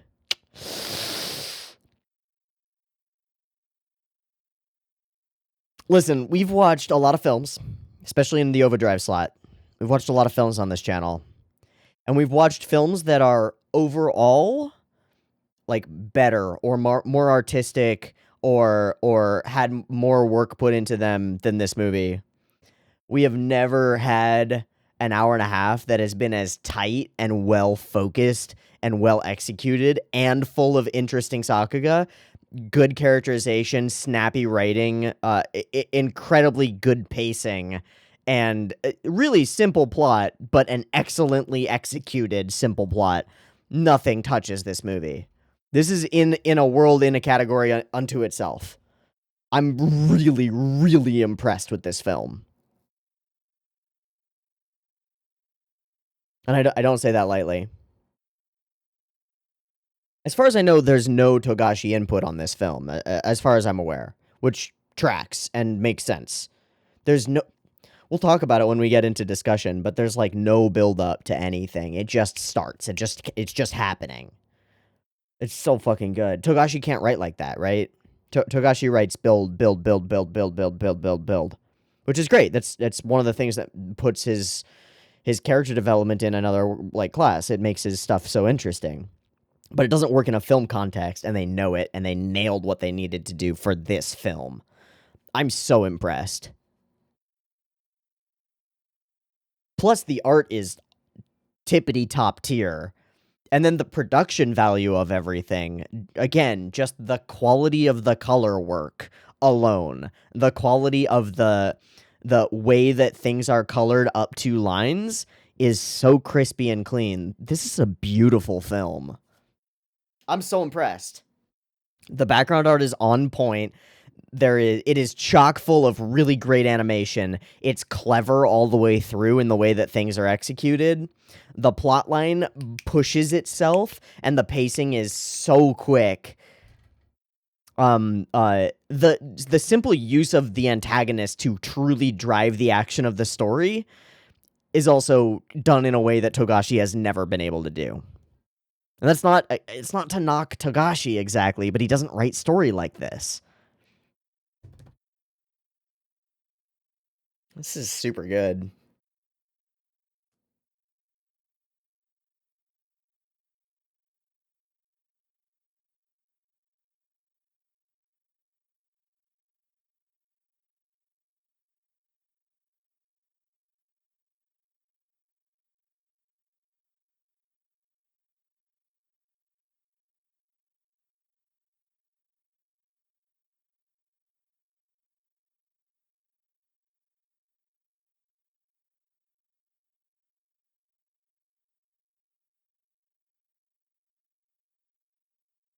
Also, the music all the way through is really cool. There are a bunch of tracks that use motifs and portions of songs from the main series, but they're different. They're like not remixes, but completely new songs that use certain motifs. And it really works.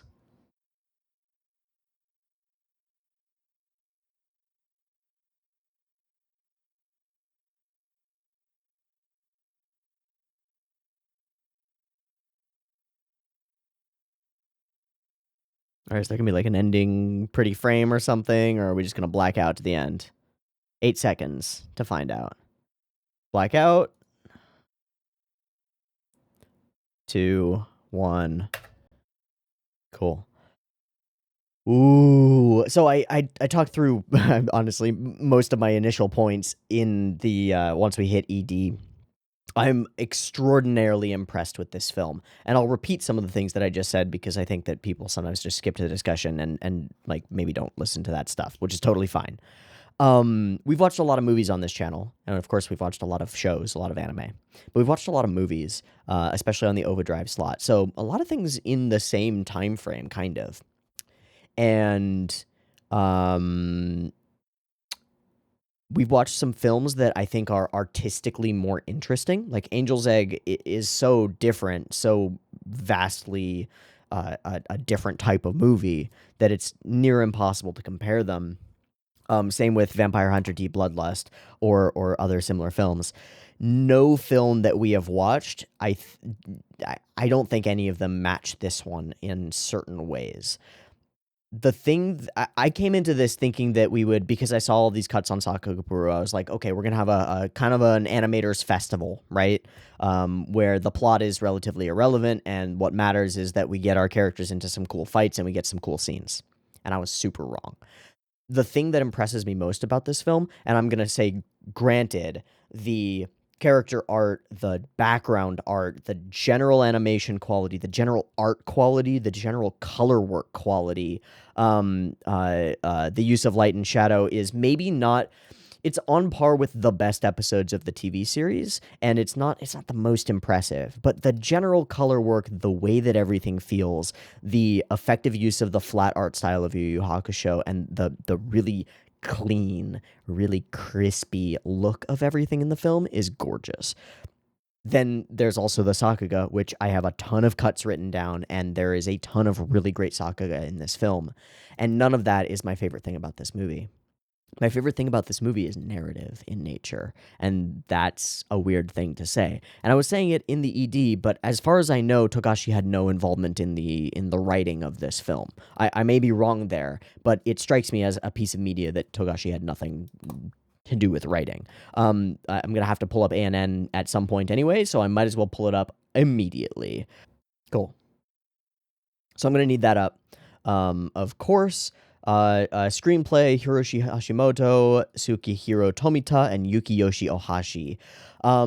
The thing that impresses me most about this film by far is the writing, and simply the execution. If I had to choose like a one word to describe this film, it would be efficient. Not necessarily in that they don't put that they're cutting corners or anything like that, but that the storytelling is hyper efficient. Generally, when we start an arc of Yu Yu Hakusho or even an arc of Hunter x Hunter, we usually start off characters in status quo, right? This is how most movies work, right? Our characters are in a status quo. Something threatens the status quo. Our characters have to go out and fix it. Instead, we start with the threat. Immediately, we start off with action occurring. Spirit World is being overrun by crazy water animation by somebody with a crazy ability to animate water. Holy macaroni, that's super cool. Koenma is fucked. He sends Botan off on a mission to save a thing. I'm trying to think of other films where there's like a side character who does exactly that, because there are a few, but I can't think of any at the moment, and it doesn't really matter, because comparative analysis is boring and useless. Saying that a thing is like other things is not terribly helpful. So I'll just talk about what is here. We start immediately with tension. And while we don't know it yet, this tension is immediately the work of the antagonist in play. Screenwriting 101, storytelling 101, your antagonist drives the action of the story, not your protagonist. Your protagonist might have their own goals, but you're dealing with a different kind of story when you have a protagonist who is driving action. In a film like this, the way to make things snappy and get a resolution that feels proper is to have an antagonist to drive the action of the film so that the protagonist has to answer the call to adventure, defeat the antagonist, and that resolves the problems of the film. Guess what? That's precisely what we do. Now, there's nothing super complicated about this film's plot. In fact, I would say that it is as basic could possibly be. Bad guy's minions, attacking us, blah, blah, blah. But it's how we execute that matters. First off, our characters are on the back foot for the entire thing, which is exactly how it should be. Our characters don't feel like heroes until they step it the fuck up and win the day. They get... Spirit World gets hit out of the blue. Koenma has no idea this is coming, and everything goes wrong. Botan is immediately basically out of the picture. She's usually our information giver, right? She's the one who comes to us and is like, something bad is blah, blah, blah, blah, blah. Not here. Instead, Botan shows up with the artifact inside of her, but she's unable to express any of that. She's only able to say a like inconclusive thing to Yusuke that makes him be like, something's going wrong, which is perfect because we don't need exposition from Botan. We get all of that from Hinageshi, who functions as our primary exposition and guide character throughout the course of the film.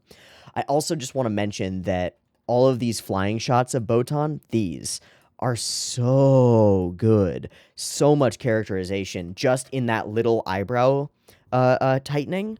So we go from here and then her eyebrows tighten and we get these little lines right here as she goes like this, right? That produces the entire look of like fear, trepidation. Is this the right thing? All of these emotions that we can read into.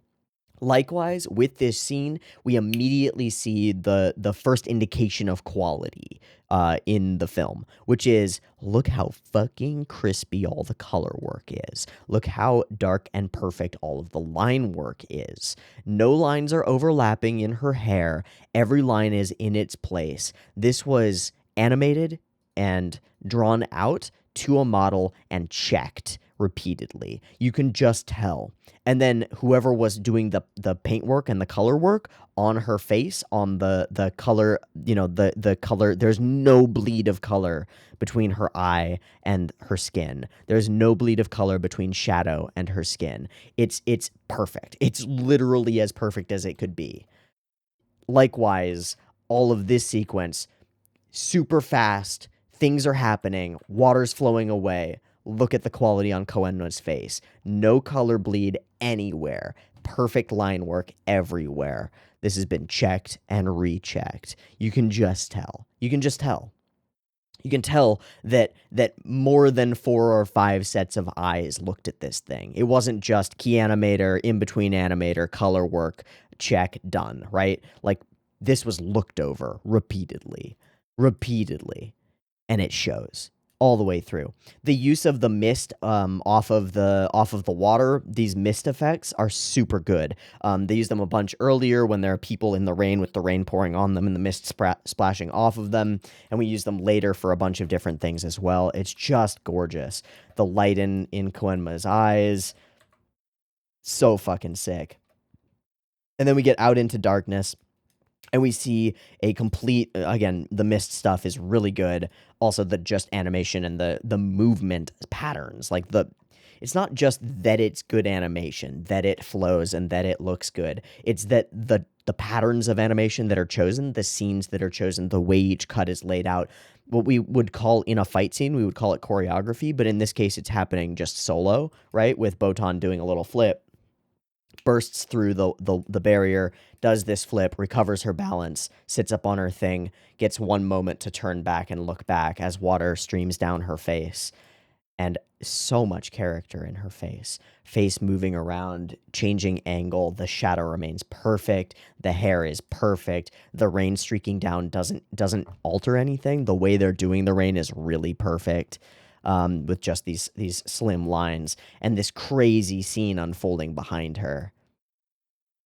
So here we've got the mist shroud around her, all the emotion, and perfect color work underneath, perfect line work, perfect color, perfect fill. It's perfect. It's as good as it could be for this scene. With the caveat that we're using the Yu Yu Hakusho relatively flat style, which is there are basically 2 colors on the face of the character, bright, dark, and that's it. Basically 2 colors and a highlight on the hair, blue, dark blue, highlight, that's it. So that's what I mean when I'm saying flat. And that gives it kind of like an older look. But the way that it's executed is not the way that it looks in most of the run of Yu Yu Hakusho. It's way better. Already, I mean, what word do I use for this? Quality, fidelity, I don't know. And then we get some effects animation all the way through. Of course, we've already had this crazy amount of water animation, and it's super excellent. Bam, title. We get our prologue sequence. Something's wrong. We don't know what it is. Koenma's fucked. Botan has some kind of MacGuffin. She's headed to human world, probably, presumably, to find Yusuke. Done.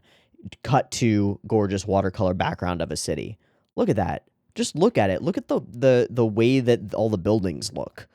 I know that that's the whole shot, the way that all the buildings look. I feel stupid for saying that. But look at the sides of these buildings and the way that they're colored, the way that the glass looks. It's so good. It's so good. This one I don't like as much just because of the way the trees look, but it's fine. And we get our classic Yu Yu Hakusho like angel rays or lens flares, which I don't love, but they're there. Okay, Keiko shows up, again, executing on the character model to perfection, right? Absolutely to perfection. On this side where it's brighter, there's no like dark line art on her. They use the color of her like brown hair color for all of the line work, which makes her kind of like fit the background. And then on this side, it's crisper where there's more shadow and we get the full black line art. these little things make a huge difference in how the character appears, and she appears perfect. All of the hair shadow is perfect. The hair shadow over the eyes is excellent. Again, the way that the color interacts with the lines, that it comes up straight to it. The lines don't change in width or depth or strength or wobbliness or anything. They're just crisp. Indicates to me that this was drawn and checked over and redrawn and colored and checked and redrawn. It's so impressive. It's so impressive. And she's doing full facial turning throughout the whole thing. Not that that's the most difficult thing in the entire universe, but look how crisp it is. You don't fucking see shit this crisp ever. Ever. Ever. Look how fucking crisp it is. I'm so blown away by the way that all of the characters look all the way through this film. And there's no portion of the film where the quality drops. Not when we're doing hardcore animation for cuts, not when for fights, not when we're getting Sakuga-esque, not when we're in darkness, not when we're in bright light, not when we're transitioning between the two, not when we have multiple characters in one scene, making the actual difficulty of drawing the scene significantly higher. It's just perfect. Pretty much all the way through. I am so impressed by the art all the way through. Now we get a little bit of a faraway shot of Yusuke. He looks great for a faraway shot. It's so good. All right, fiddle, fiddle, fiddle, fee. Bam, botan, shit, fuck, shit, fuck, fuck, shit, fuck. Oh no. Crispy. And we're running. Dappled light. Gotta fight. Kuwabara stuff. Kuwabara's a goober. I think the only thing that I don't like, and it happens in like 3 or 4 scenes throughout the film, is these like patches of color, or like almost shadow around the lips of characters, and sometimes around the noses. And it's just because they have an additional line around them that looks a little weird to me. But that's fine. It's not like it's a flaw or a failure. It's intentional, and it's just a little bit weird. Okay, Kuwabara, bam, wham, boom. Great. And we got to introduce a character who knows what's going on because Botan is indisposed. How do we introduce her? We start going to a place because Botan told us to go to the place. Follow the clue, get another clue. Clue is, we're in a fight. Boom. This girl is running from bad guys. We see the bad guys. How long does it take before we realize that they're demons? Right now. Right now. Or perhaps one scene later, right here. Oh, that's a fucking demon pretending to be. Oh, it's definitely a demon. Sick. Storytelling. Clip, clip, clip, clip. Done. All right. So, damselized little girl. Great. Giant fucking ahoge. Love the character design. Snappy and smeary as fuck. Holy shit. Just immediately. The run, stop, fear. Run, run, run, run, stop, fear. Swipe. Smear, smear, run, chase. Run around the thing. And we're not just doing a run cycle or doing one kind of running. We're running around a thing, catching our balance, running around the thing, right? Ah!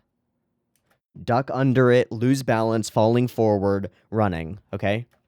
Run around the thing, hands go up, loses balance, hands come back down, keeps running. Amazing. Amazing. Whole squad in. Now we're in a dangerous situation, and we know she's screwed unless Yusuke's here. Guess what? Yusuke's here. Boom, done. Everything is like that. Everything throughout the film is like that. Like, if you understand the way that this kind of a narrative works, a lot of the film is pretty predictable. That's totally okay. Predictable is good. Predictable can be super great. It makes you feel like, oh, what's going to happen? I know what's going to happen. Is it going to happen? Then it happens. Yes, done. Right? Like, bad guy Archer comes back, right? The scene setup for that is pretty fucking excellent. It's like, oh, in fact, it's so excellent that as soon as he went down and we started being like, oh, we're victorious, I'm like, all right, he's back. He's coming back. And then he doesn't, and we start fading to black. I'm like, whoa, maybe he's not coming back. Maybe we just, oh, he's back. And it actually managed to double surprise me. How crazy is that? I fully expected it to happen, and it tricked me into thinking that it wasn't going to happen, and then it happened. That's cool.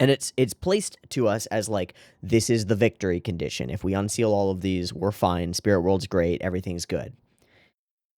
Introducing the complication. Why? Because he's got the same plan in mind, right? Duh. The villain wants it too. And he's one step ahead. Also, he looks like Archer, but that doesn't really matter. Love his eyebrows. He's sick. And this is where we earthquake, right? Okay, cool. So, I guess we're at 1530. I'm gonna go through all of the note. I'm gonna draw a line above where we are, and I'm gonna go through all the notes that I had before this point. Who done water start? We'll get to that later when we go through all of the animators and talk about individual cuts, which we'll do, I guess, at the end. 720 jump over thing. This is a while ago. This is Hinegeshi jumping over a thing. Yeah.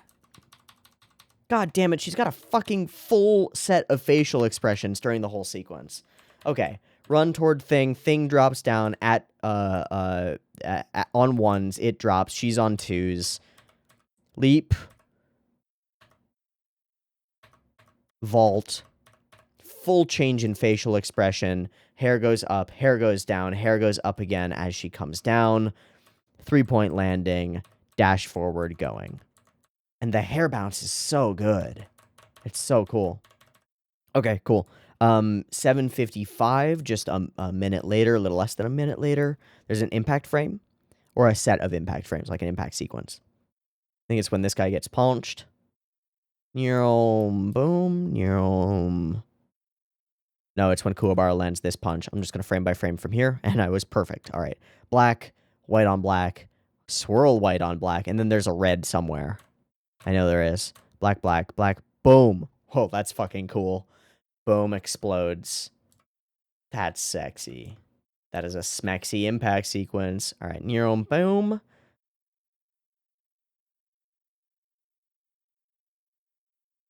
Did I change the speed? I think I did. Yeah, I did. Okay. Well, that's actually really useful. Just to see things in speed. What a punch. Sells the punch so hard. So cool. All right, cool. Netherworld. I don't know why I wrote that down. I guess because it was just a plot point. And Yukina's... Do I mean Yukina's voice? I do mean Yukina's voice. Who is Yukina? Yuri Shiratori. Who are you? Because I recognize you. I don't know who. I don't know how I recognize you. Emiri Kimidori in The Melancholy of Haruhi Suzumiya. She's the one with the light green hair, but I don't think I would recognize that voice. I don't think so. I know where I recognize that voice from. Kiryu Nanami. Yukina's voice actress is Nanami's voice actress in Revolutionary Girl Utena. That's 100% the one that I recognize. Yay. Into Yukina. Yukina-san. Kazuma-san. ごめんなさい。せっかくKazuma... I fully would not place her as Nanami. I feel like I recognize her from somewhere else, but I don't know where. That's fine. It doesn't super matter. I just wanted to do that for my own curiosity's sake. Because she sounds so fucking familiar. Oh well. Oh well. No way to know. All right, cool. Over to 1530, there's this cool explosion from Mr. Archer. I assume it's slightly before 1530, because usually I write down like 10 seconds before. Let me find what I'm looking for. And then we'll talk through it. Okay, shake, shake, shake, shake, shake. Archer is walking. Smug boy is smug. And now we get a load of those eyebrows, right? Yep, hey, what up? On fleek. Boom, boom, boom. This explosion. Multi-stage out the first side of the building. All of the objects in frame, all the doors, the windows, it's all planned. It's not just an explosion occurs over top of the objects. they actually manifest into debris, especially this door. Like, we see flame begins licking out the sides of the door where there are gaps, and through the window in the center, which immediately shatters because of the force. Then flame engulfs the door, the whole stone surrounding it shatters outward, and the door cracks in half. Boof.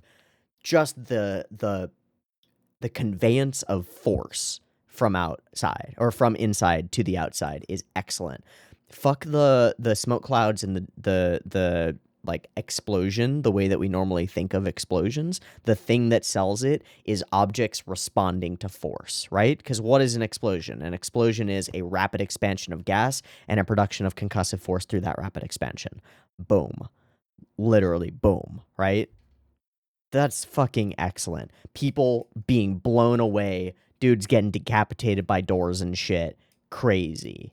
Everything's normal, glass shatters and explodes outward, knocking these people.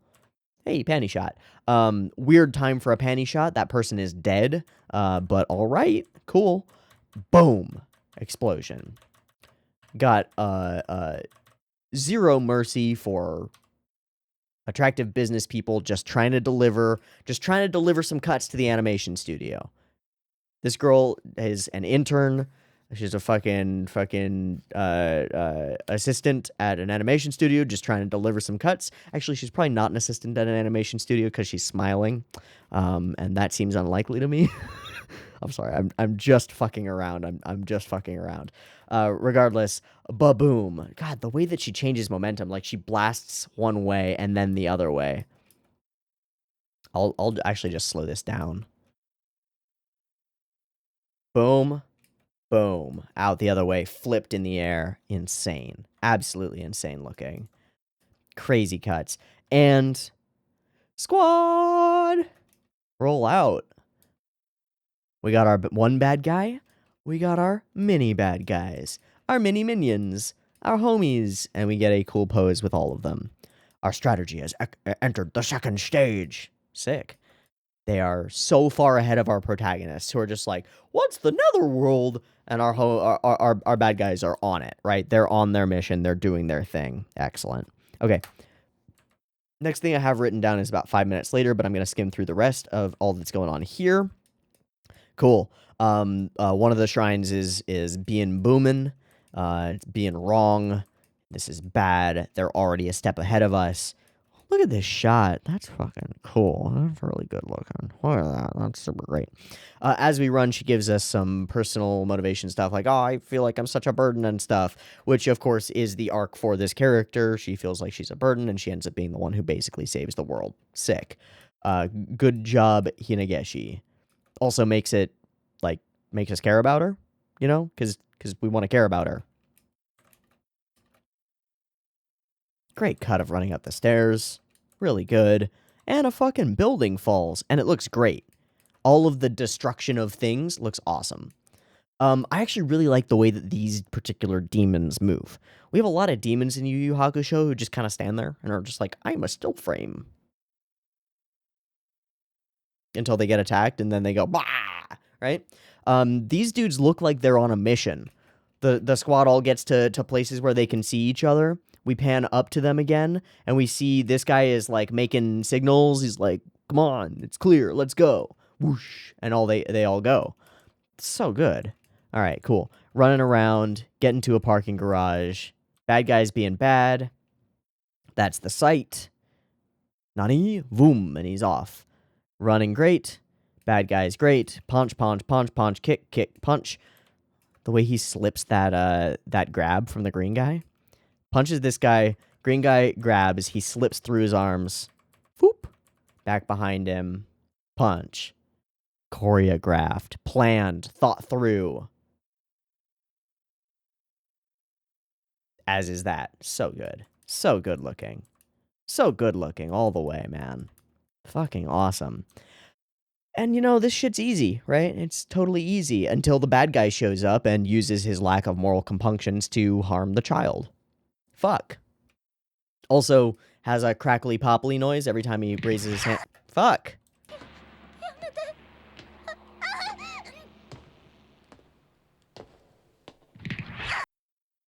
Look, I have my problems with damselizing female characters, but this is a hyper-protectable small child, so I don't care. It works really well to ramp stakes and tension in this sequence, and I like it a lot. Yusuke's here, bad guys being bad, and we know this is not going Yusuke's way because it is 21 minutes into the movie, and there's no way that he beats the main bad guy right now. No chance. So, zoom in, and how do we demonstrate that a dude is way more powerful than you? Well, he's faster than you. Nope. Get noped on real hard. And then he's also stronger than you. Oh yeah, impact frames. I think I wrote this one down, right? 2150. Yep. All the way back. Way slow. And I'm just going to play from there. Boom, boom, boom, boom, boom, boom, boom. Back again. I guess that's probably not a good idea. Boom, boom, boom. As soon as he turns around, incoming. Straight to the orb of red in the center, explodes out in white and red and black and white and white and white and shatter. Cool. It's really good. It's really fucking pretty. Boom. Impact indeed. I love the creativity of this sequence. Yusuke gets knocked so hard on his ass that he goes through the windshield of a car, potentially through the fucking front and the engine of the car, considering what happens to the hood and stuff. Ends up inside this car, stuck inside it. And the next scene, I think, is where he bashes his way out. Unless we get a scene of this guy gloating. Yeah, no. Just looking on. Yusuke's there. Right, say some stuff. Bam. Bam.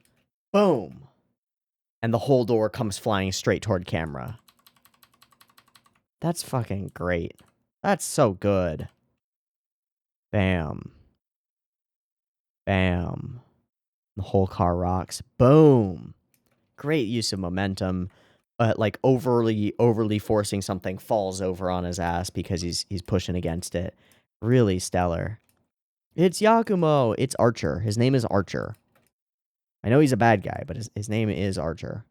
Okay, he's got purple lightning powers, and he just does the thing, wins the day, releases the power, zoom up to the sky. I love this. It's so cool looking. That's so cool. Again, very similar to the water effects. Crazy black and white lightning stuff. Yellow lightning, too. Cuts a hole in the sky. All right, my work here is done. Time for me to leave. And he does. He fully just leaves. And then he gets a whole sequence for himself where he gets to stand on a rock and look like a cool samurai. This is fully Hiei's territory. Okay. And he tells us that he's looking for some kind of MacGuffin. You know, like the one that Botan probably has. Let's take a step back, because we're kind of getting into the weeds here. And that's totally fine, because there's a lot of weeds, and they're all really cool. Cool plants. Cool weeds. What do we know so far? What has happened so far, right? Spirit World attacked. Koenma fucked. Botan in trouble, but carrying something of importance. She goes to Yusuke, tells him that something's wrong and that there's a shrine that he needs to go to. We go to the shrine, we meet Hinageshi, save her immediately from some demons. We return to Genkai's place where Botan can be cared for, have a little powwow where we talk about what's going on and what our next plan should be. All of our primary characters arrive at that location and are on board for the plan. All of our primary characters disperse from that location and go to the places that they need to go in order to fix the thing, right?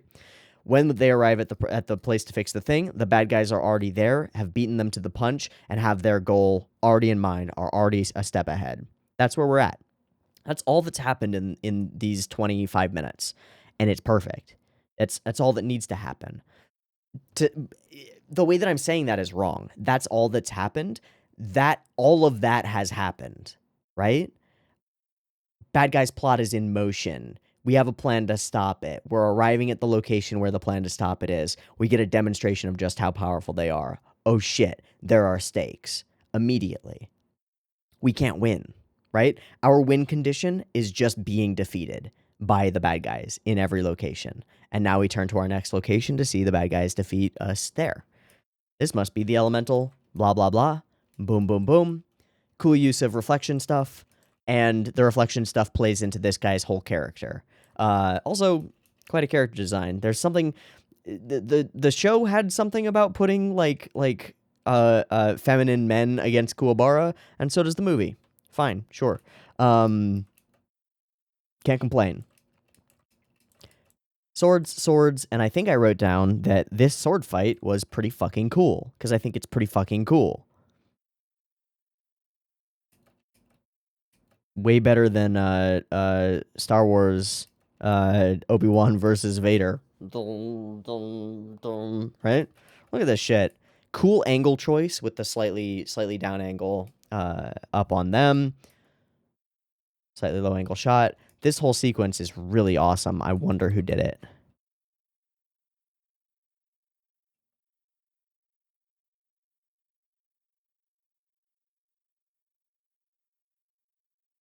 Play, counterplay, expressive characters, expressive motion from the characters, and I want to frame by frame this. All right, we break apart, swing back, jump over.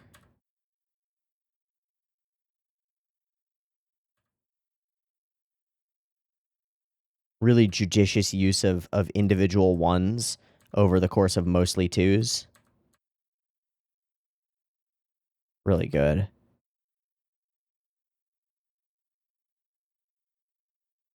Yeah, like twos, 1, 1. Interesting. Boom. Got bopped. Turn our attention halfway through that fight because we're going to resolve at the end with the Kuwabara fight, right? Turn our attention from that one to Hiei. Hiei goes after this, and he gets attacked by the perfect Hiei assassins, dudes who leap from buildings with scythes and attack you. Sick. This fight is really fun. Scythe dudes are crazy. They destroy a bunch of people and cars. Never really feel like he is in great danger because he's strong as fuck. But we set up his bad guy, which is the other dude with a Jugon eye. Hell yeah. I love this blue effect on Kurama. What coupled with the golden glow around him, this is so smexy. These wisps of blue energy, so fucking smexy. And we introduce his bad guy. What's Kurama's demon? It's his past. It's always his past. So apparently, this is actually the way that his previous partner looked. He's a hot topic fuckboy with a... It's the witch hat visor that gets me, man. I really don't like it. Not that I dislike this guy's character design in general, but I dislike this guy's character design. I'll just own up to it and be straightforward. I'm not gonna try to say that it's for some specific reason or that it actually makes sense. I just think he looks like a fuckboy. Cool use of color. He also looks like he's like 45 and an elf. Fuck off. Fuck off, man. Gross. Honestly, kind of reminds me of some of the dark elves in fantasy show that we watched on OVAdrive. It's got dudes with swords and stuff. Legend. I have to look it up. I have fully forgotten. Record of Lodos War. Record of Lodos War. Cool. Flashback is very familiar. Feels a lot like the Yomi stuff. That's fine. It's pretty cool. Dude gets dropped. This whole thing, just this moment, really sells some stuff to me. The fact that you get impaled with bamboo and are spurting blood out of the bamboo. Crazy idea. Love it. Really love it. Okay, but this is all mind games, right? It's a pretty cool villain for Kurama because he actually does think about his past in this kind of way and has trouble reconciling it. But boom, victory for him. Bad juju. Okay, so fight, and haha, I have won. But no, I have my new killing technique. He blasts all of his energy out. This dude copies that. We get a crazy cool light beam blast. Boom. Super awesome. Really cool looking. And you've exhausted your energy too. Guess what Kuwabara's forte is? fists, baby, let's go. And he pummels him a bunch. He punches him a bunch, which is great. But not good enough, because beam from boom, bam from bam, giant barrier appears. Super crazy cuts here. All of the effects stuff going on is awesome. It's like like the same sort of feel as when there are pyrotechnics and a pyrotechnics crew has executed, like there's going to be a helicopter that flies by and shoots with machine guns at the floor, and ba ba ba ba ba ba ba, explosion, explosion, explosion, explosion. And it looks nothing like it would actually look, but there are all these little like sand charges, pow pow pow pow. That's how it looks. It's really cool. That plus the lightning, plus the giant pillars of light in the sky, creating this zone of crazy, super dope. Bad guy gets to tell us what his whole bad guy plan is. One more step is required, one more thing is required, and we know what that is. Our hero's only advantage is that they are in possession of the orb, but they don't know it, so fuck. Here's another background that's almost certainly done by the same artist or group of artists as the other one that I mentioned before with the cool buildings. I really like these backgrounds. I think they look great. I really like this one too. The watercolors look awesome. We do end up in this location, but no Shizure, which is fine. And the bad guy arrives at our location. This is bad. Genkai goes out. Genkai says, "Get the fuck off my lawn." Genkai fights and loses. Shit. I guess these guys are a real threat, if we didn't realize that before. This is no piddly bullshit. And they take Botan. This is bad. Everybody gets in trouble. Keiko gets in trouble. Again, I'm sorry, dude. You just don't have powers. Gotta stay back. So, more people in trouble, more bad juju. Everybody time to go. And everybody gets a moment to sort of think things through and prepare themselves. Kurama grabs the bit of bamboo that he will eventually manifest into a bamboo spear that he uses to defeat his opponent. We get some more moments of Hinegashi thinking that this is all of her fault, which emotionally drives a large portion of the film, and that's really good. And the bad guy is bad, and Yusuke feels bad about it, so he does a fucking flip, as you do. Jumps 30 feet in the air and does a flip like a boss. Perfect squat form at the bottom. Look at that shit. Boom. Down below parallel. A little bit narrow, but, feet about shoulder width. Toes out. Hips down. Knees aren't tracking super too far forward, but they are up over his toes as they should be. He's got great ankle mobility. He's squatting in Converse. The man knows what he's doing. You gotta respect it. I'm sorry. I'm sorry. I'm sorry. I have no explanation for that. Just came out of there. And this is a fucking dope scene. This is a really good execution on Yusuke's getting mad and power is like growing around him. Classic Dragon Ball, anger equals power, sort of motivation is up sort of thing. And it's really fucking dope. We love to see this from Yusuke. This is where he shines. He is mad and he is booming and zooming and ready to go. And so is Kuwabara.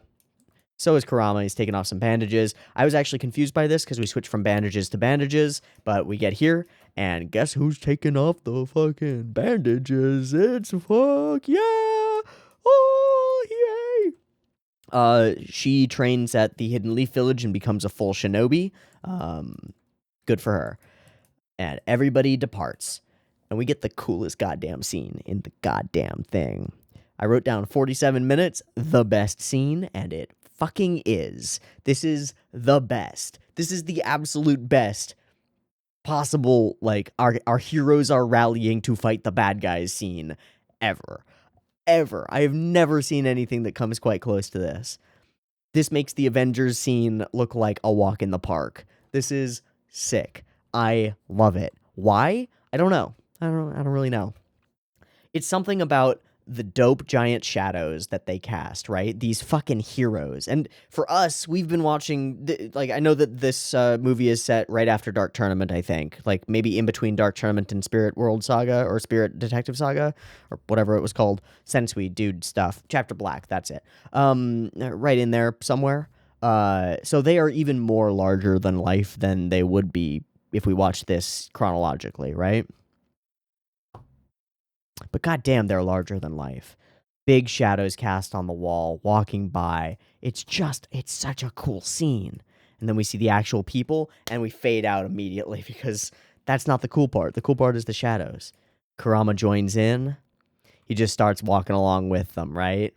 But the dopest one is Hiei, by far, right? Kurama joins the squad. Zoom, zoom, zoom, zoom. Hiei's here. He lands in front of them, stops, and just falls into line, right? Falls into place with the rest of the homies. We're in it.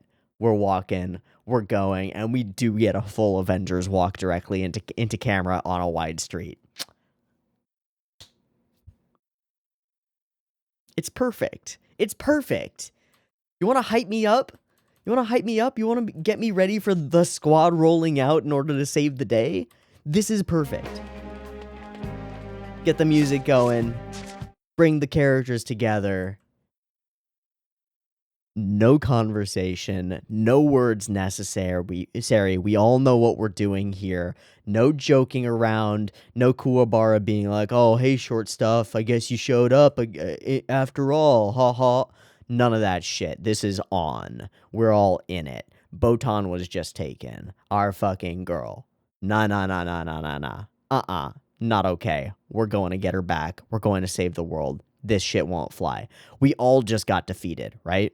All of us. We all tried to do the first thing, the first plan A, the line of defense, defeat them at the pillars and all that stuff, and we got bopped. Well, it's time for plan B, and we're fucking in it. I love it. I love it. Okay. Crazy lights and stuff, crazy fog and stuff, cool zoom in shot, fully background animated. Whee! Love it. Love the way that looks. Welcome to Foggy Fogland. Scythes time. All right.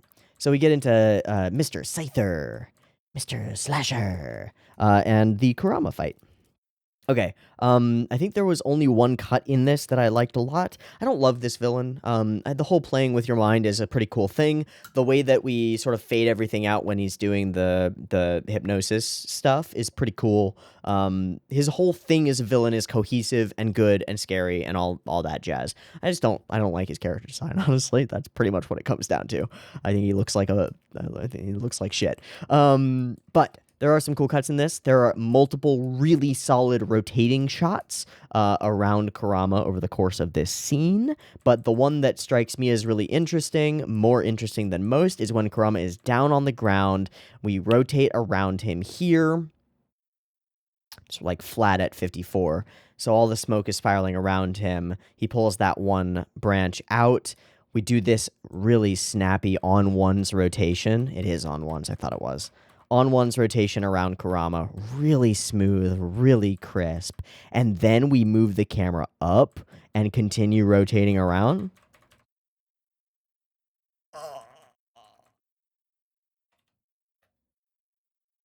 What the fuck? What the fuck? What the fuck? Holy shit, that's cool. Holy shit, that's so cool. Okay, so that's the spin up, and then I wrote down 55 Kurama face, which is immediately after. Also, is this also on ones as he dives down? Here.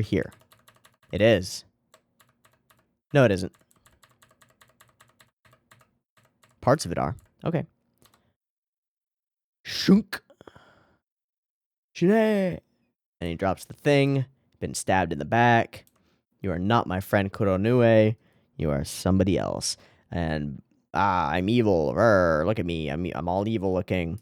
And I wrote down 5510 Kurama face. So he gets explodey with power. Never attack an enemy for the rear. He was an honorable man. He just keeps walking. Risked his own life telling me to run away. Hell yeah, he was a badass. How dare you? How dare you spoil that shit? That was real. Oh, it's this. Yeah. Flash white, flash red. Oh, such Kill la Kill vibes. I know that it's not a thing that Kill la Kill invented, obviously. This is like 20 years before.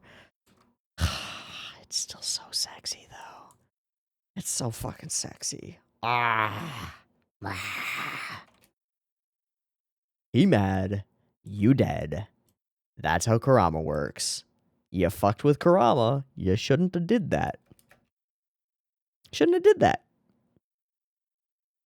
It's also a really cool, crazy scene. He literally manifests a bamboo grove to impale his foe and pay homage.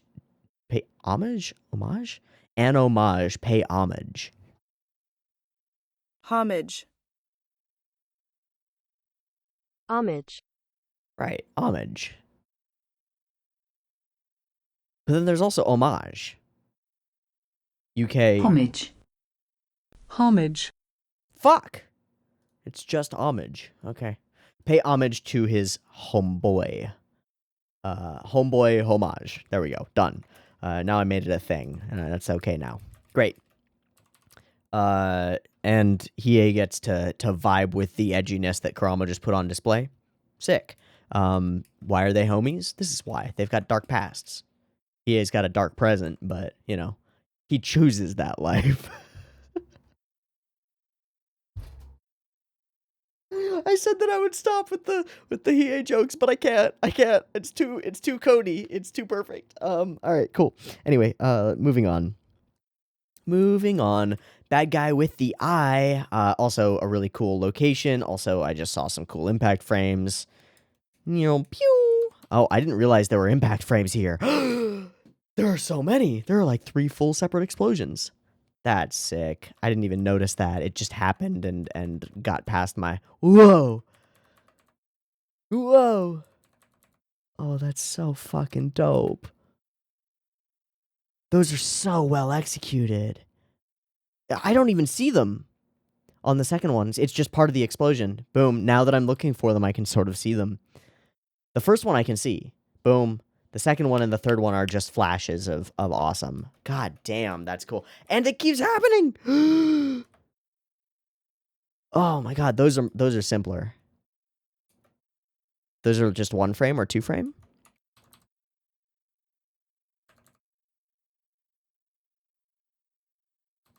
Black, white, flash. Boom. Black, white. Or no black. White, flash. Boom. As they get closer to us, black, white, flash, boom. Okay. Fuck, those are dope. Man, but it's also the little things, right? Like, immediately after all those explosions, all of our characters running, no flubs. Right? Far away, detailed for how far away we are from our characters. Mid-stride, already running, no flubs. Shadows on point. All of their shadows are perfect. All of their footsteps and strides are perfect. It's legit. It's so legit. All the way through every scene of the entire film. It's all excellent. It's all as good as it could possibly be, I think. I'm so impressed by this movie, man. Great flowy cape stuff. Bad guy is bad. Kuwabara goes for it. Nope, this is my time to shine. The coolest look that Hiei has honestly had. And we're about to get into some Dragon of the Darkness Flame stuff, which is insanity. Okay, so bad guy is bad.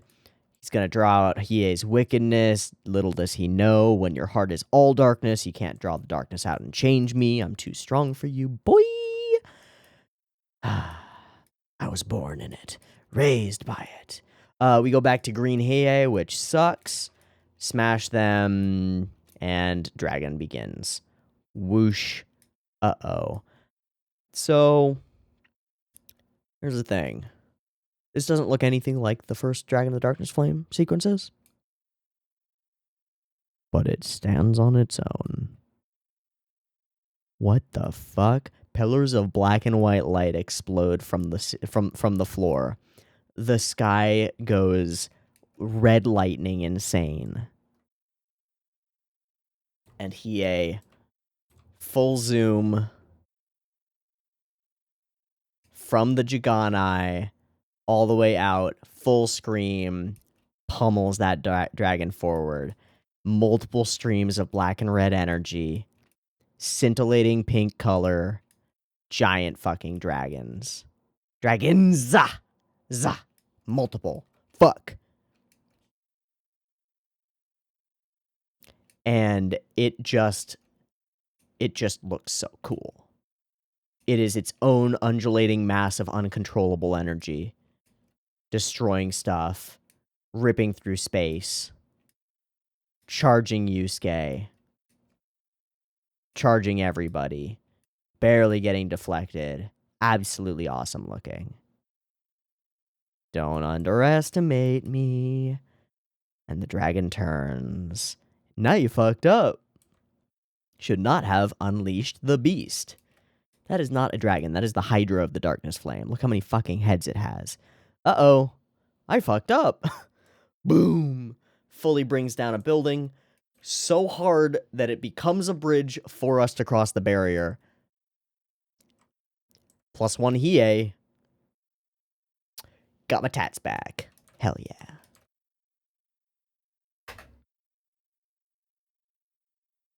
We'll find it on Sakagaburu in a minute. I mean, we got a little bit of stuff to get through first. But holy shit. What a sequence. All right. Moving and grooving along. I love the water effects. Also reminds me of Angel's Egg in a weird way, just because of fountains and stuff. Weird goop stuff comes out everywhere. Crazy, don't like it. All this stuff, don't like that.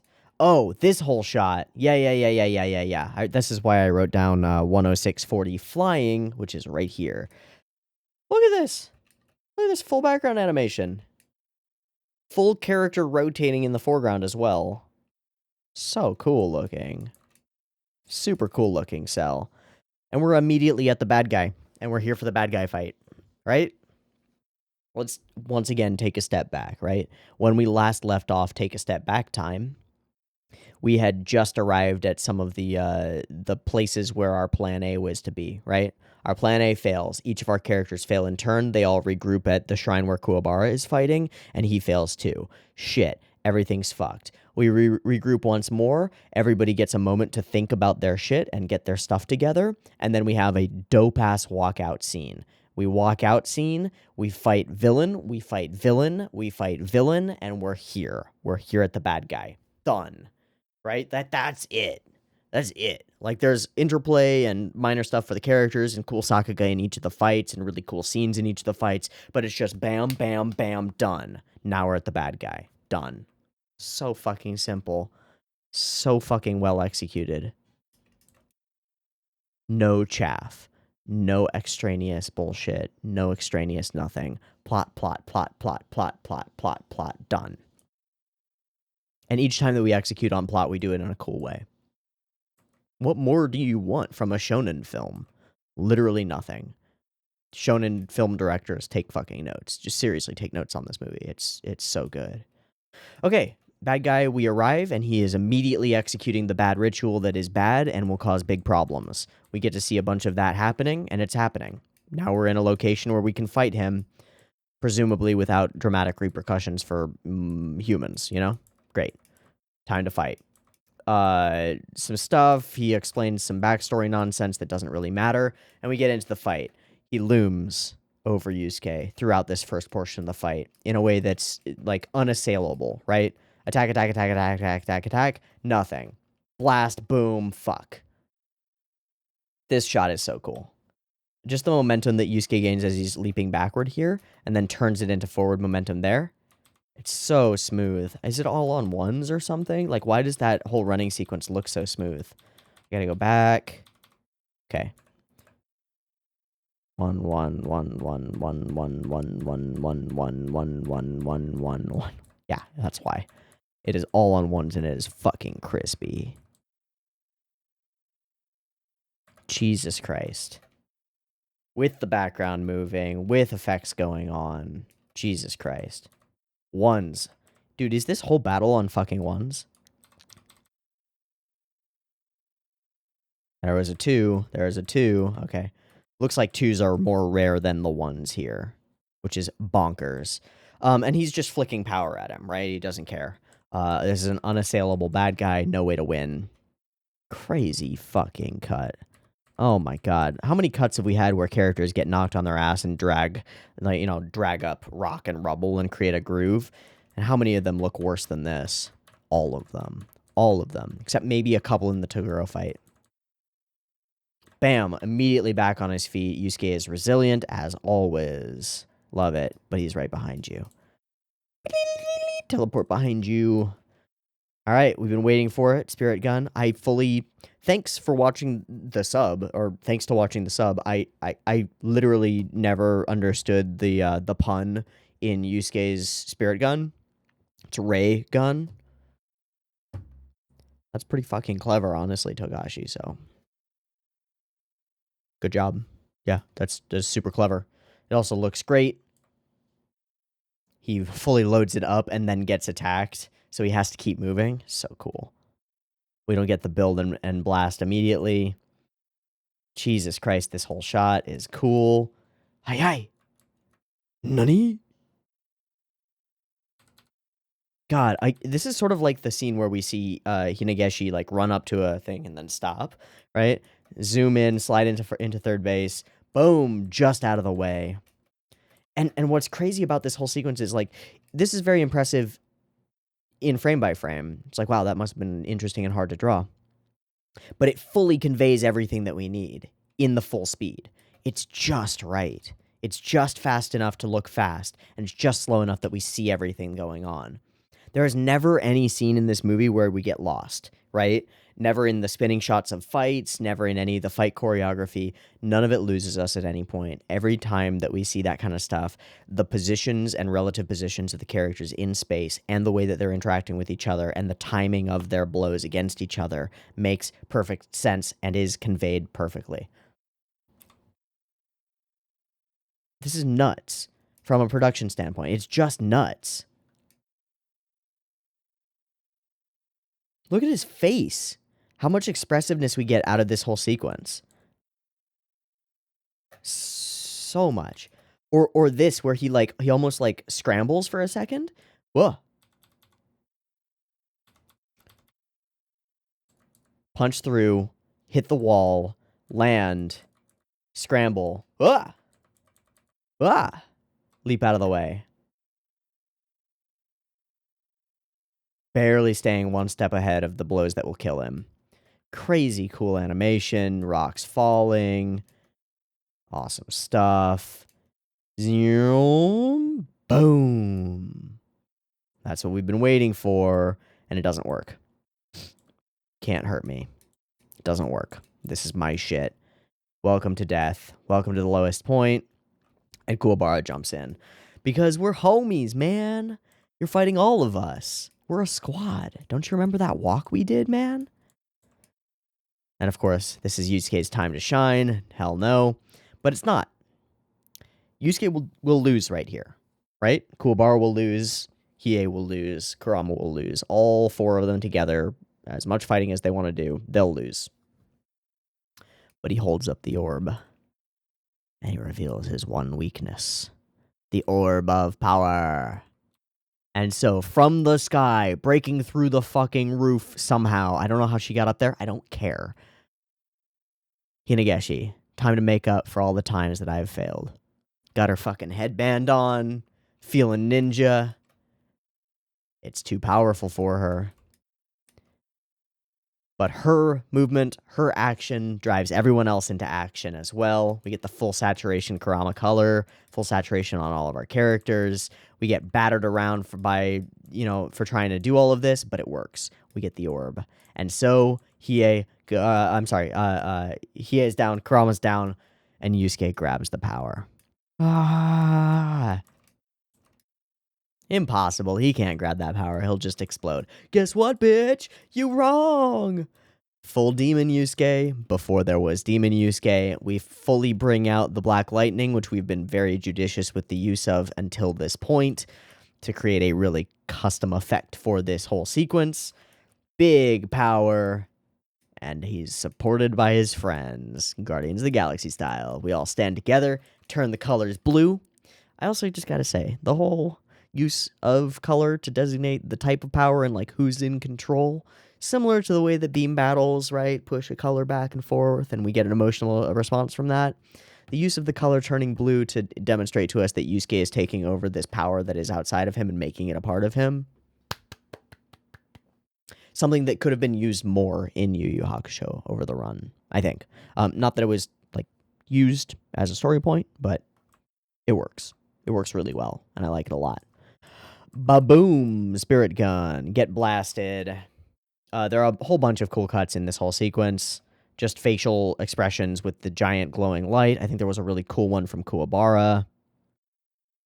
This one is very unique. I wonder who animated it. I don't know. Dodging the thing, and it's like whipping out for him as though it's got a mind of its own and it wants to destroy this boy. And guess what? It turns into a giant Dragon of the Darkness flame itself, sort of, and is super awesome looking and blasts him into the ground. Boom. Sick. Sick. Sick. Sick. Sick. We win. Victory, but not quite. And he's back. Bad guy's back, drags Yusuke down, we fight in the air. Pummel, pummel, pummel, pummel, and he throws the orb at him and destroys it, effectively eliminating not only the bad guy, but the source of the bad guy's power and any potential threat from the netherworld in the future. You know what we call that? We call that a clean sweep. We call that a clean, closed case, right? Like, this is why you have an antagonist drive the action of the story. Because if your protagonist kills the antagonist and destroys the MacGuffin, it's over. It's fully over. There is not a single loose thread in this film. Not one. Not one. Status quo to status quo. Bunch of stuff changes and nothing changes. Everybody gets a little bit more powerful. Everybody becomes a little bit better friends, and that's it. Hinageshi gets an arc where she changes, right? She gets to be the hero a bit, and she survives. Botan's back, Keiko's alive, everybody's okay, the bad guys are defeated, the bad guy's MacGuffin is destroyed, there's no way that anybody can do this again. Done.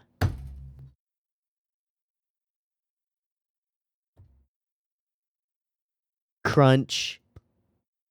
Done.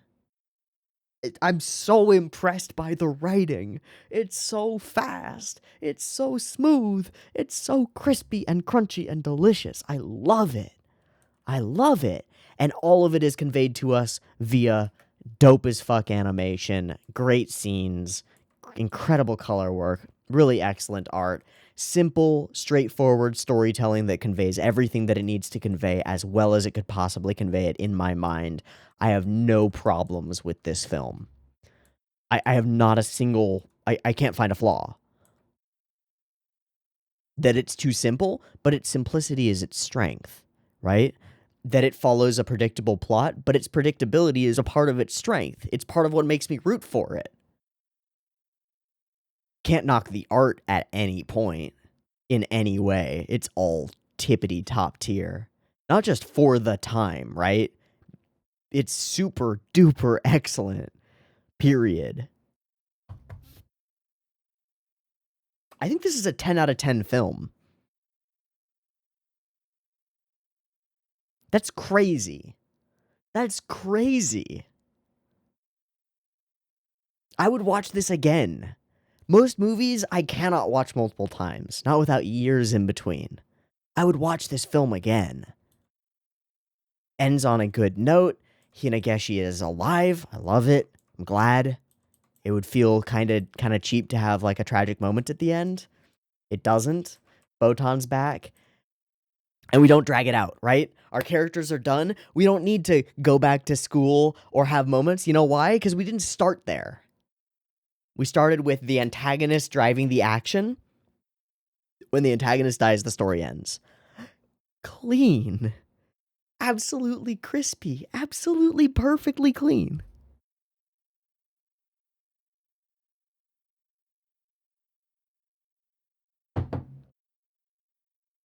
It's been a long time since I've been as pleased with a film as I am with this one.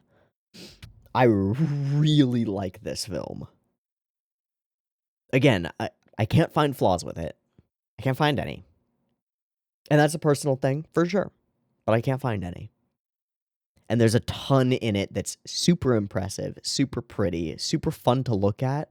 The sound design is great. The music usage is great. Again, there are a bunch of tracks in this film that are super similar to the OST tracks from the main series, but just a little bit different so that it's new and novel constantly. even switching from a dub that I really like to a sub, which I actually really like, I think all of the characters in this movie put in great performances. It's a little weird having like really deep voice Hiei and like higher pitched voice Kurama, but I acclimated to it like that. They sound like the characters, right? I believe that they are the characters. Boom, done. All of the voice actors put in stellar performances. There's never like the bad guy doesn't sound like he's a piece of cardboard, right? He has character. Now it's a little bit over the top, but it doesn't even feel cheesy. It just feels right. The whole film has kind of a Saturday morning cartoon sort of vibe, which is what Yu Yu Hakusho kind of is, right? This is shonen manga, shonen anime. But Yu Yu Hakusho itself doesn't always hit that Saturday morning cartoons kind of vibe. This has that simplicity to it where it's like, big bad villain come to destroy the world. Will our heroes defeat them? First they have to defeat all of their minions. Oh no, the minions are a step ahead. What will our heroes do? It's got that vibe to it. And then it paces itself out perfectly, tells its story as efficiently as it possibly can, while smattering in and smattering in painting with a thick brush. Great animation, great art. I love this movie. Unequivocally, I love the film. Fuck me, right? It's good. Holy shit, I didn't expect to be watching a 10 out of 10 movie today. I was like, all right, this is gonna be like a 7. I mean, this is gonna be like, after the show is over, people love the show, they want to see more of it. Let's do a little bit of a cash grabby kind of film, make a movie, put our characters in it, do some fan servicey moments for all the characters. We'll have Hiei whip out the dragon, and it'll be fun, and it'll destroy some dude who gets fucked up by the dragon. We'll have Kurama use his rose whip, and that'll be fun. We'll have Kuwabara pull out the sword, and he'll kill some demons, and that'll be fun.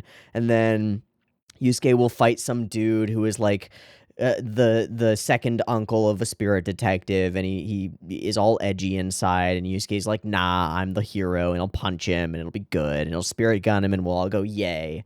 Instead, I got a unique and interesting villain, a unique and interesting set of sub-villains, cool storylines, cool characterization, great animation, really well put together film, plot that resolves itself so goddamn cleanly that I can't even get over it.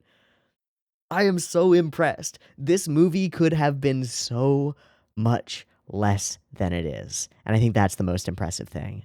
So many times when we see a property get developed into a film, especially an anime original film, it is less than its series. I think this film is, in large part, more than its series. Because it hits a lot of the notes that Yu Yu Hakusho hits over 112 episodes, and it does them in 95 minutes.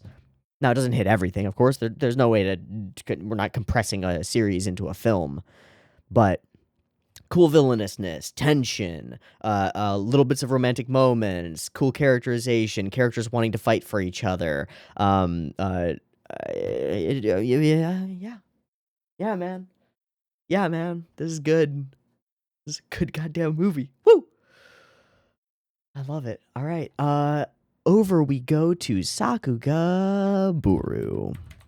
And I'll pull it up on my screen as well. And I guess I'm going to keep up the... Oh, look, a Damazetti video. I'm going to keep up the ANN as well, just to have it. But I'll just type in Yu Yu Hakusho for now. Oh, okay.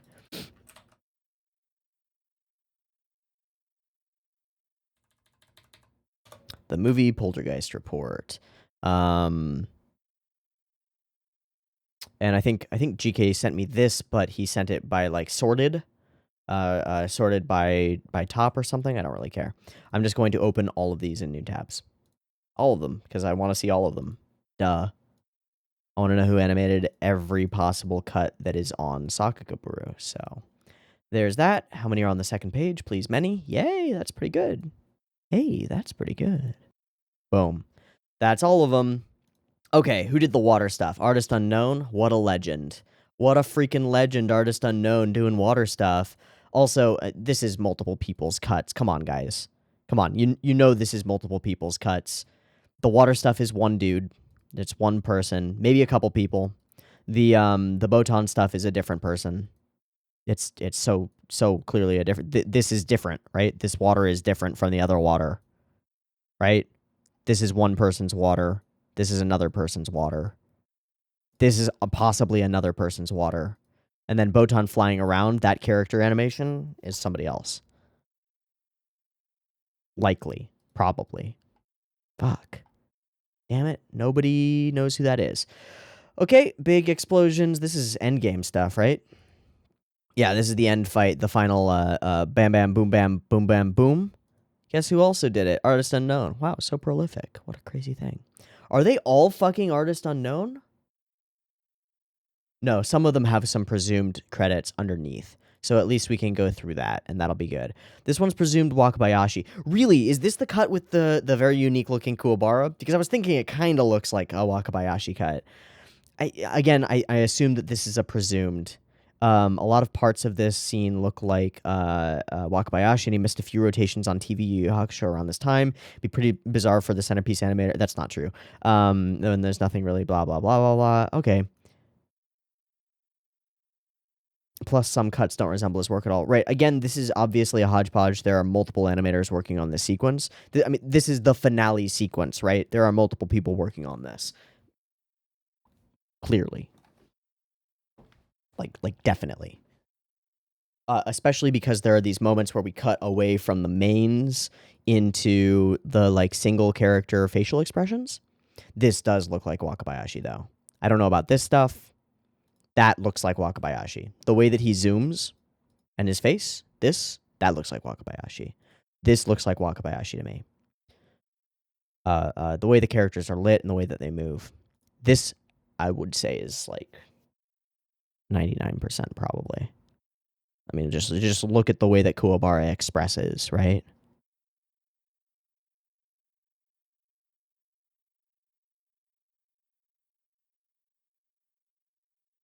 That, it's gotta be. Gotta be. Wow, did they add one frame buttons into... They totally did. That's sick. That is sick. Good job, Sakagaburu. Good fucking job. One frame forward, one frame back buttons. Best improvement the site has made in a long time. Good fucking shit. Good job, Sakagaburu. I appreciate that. I don't know. Yeah, it's some Wakabayashi stuff. What we would call a Kanada dragon, as listed right here. Which, you know, Dragon of the Darkness Flame looks like a Kanada dragon. But it's pretty fucking sick, is what it is.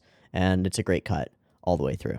Okay, Artist Unknown. I don't know what this cut actually is. This is just Yusuke being badass, grabbing the thing, Darkness Rising, and becoming the Dark Knight. Hell yeah. It's a good cut. Is that Yoshinori Kaneda? Maybe. Okay, this is where we get the Rose Whip, where he holds the thing. We do this I really love the way that we pivot around this portion of the sequence right here. I really like that look. And bringing all the characters together, squatting up, everybody working, everybody fighting. Love it. Great sequence. Great set of cuts. Artist Unknown, no clue. Fuck. Okay, more finale stuff. The big zoom on to the top, and that's it, right? This doesn't have the Hina Geshi dropping from the sky. This is Yoshinori Kaneda, and it seems to be not presumed. This seems to be for sure Kaneda. And you know what? That makes sense. So this is the whole cut where I was like, wow, it's really impressive how snappy everything in it is and how well conveyed everything is. Well, it sure is. Also, the debris animation is sick nasty. The zooming around a bunch of rocks is crazy cool. The general sense of space is amazing. The characterization in action sequence is fantastic. Sure, I mean, if this is Yoshinori Kaneda, I want to see more Yoshinori Kaneda cuts in my life. Because that's really good. It's a really, really fucking good cut. Okay, so this one with the heavily on ones running sequence. I don't recognize this style from any of the animators that we've listed previously. or that we've looked at, but it is really excellent. Again, part of why I don't recognize it is because it does a lot of the things that Yu Yu Hakusho are that are like hallmarks of the way fights occur in Yu Yu Hakusho. Yusuke gets knocked back, jumps back up, runs toward camera and past camera. Has happened like a dozen times over the course of the show. Never has it looked this good. Yusuke getting knocked on his ass and dragging a trench through the ground, or other characters doing the same, has happened like 3 dozen times over the course of the show, and it has never looked this good. So I have no idea who worked on this, who did this cut, but it's some dope stuff. It's really cool looking, and I love it. I really like it. Cool. Onward. This one's artist unknown, and this is just the zoom in. Oh yeah, this is the warpy goopy stuff. I actually did write down 111 Morphe stuff, but I forgot about it because I got sidetracked by talking about how much I actually like the film. It's super cool looking and super creepy. I like it a lot. Okay, this is where stuff starts to go wrong, and we get water exploding everywhere that looks different from the initial starting water, but is super cool. Sick. Artist unknown. Sucks. This one, the background animated cut with Hinageshi riding her broom, and we zoom.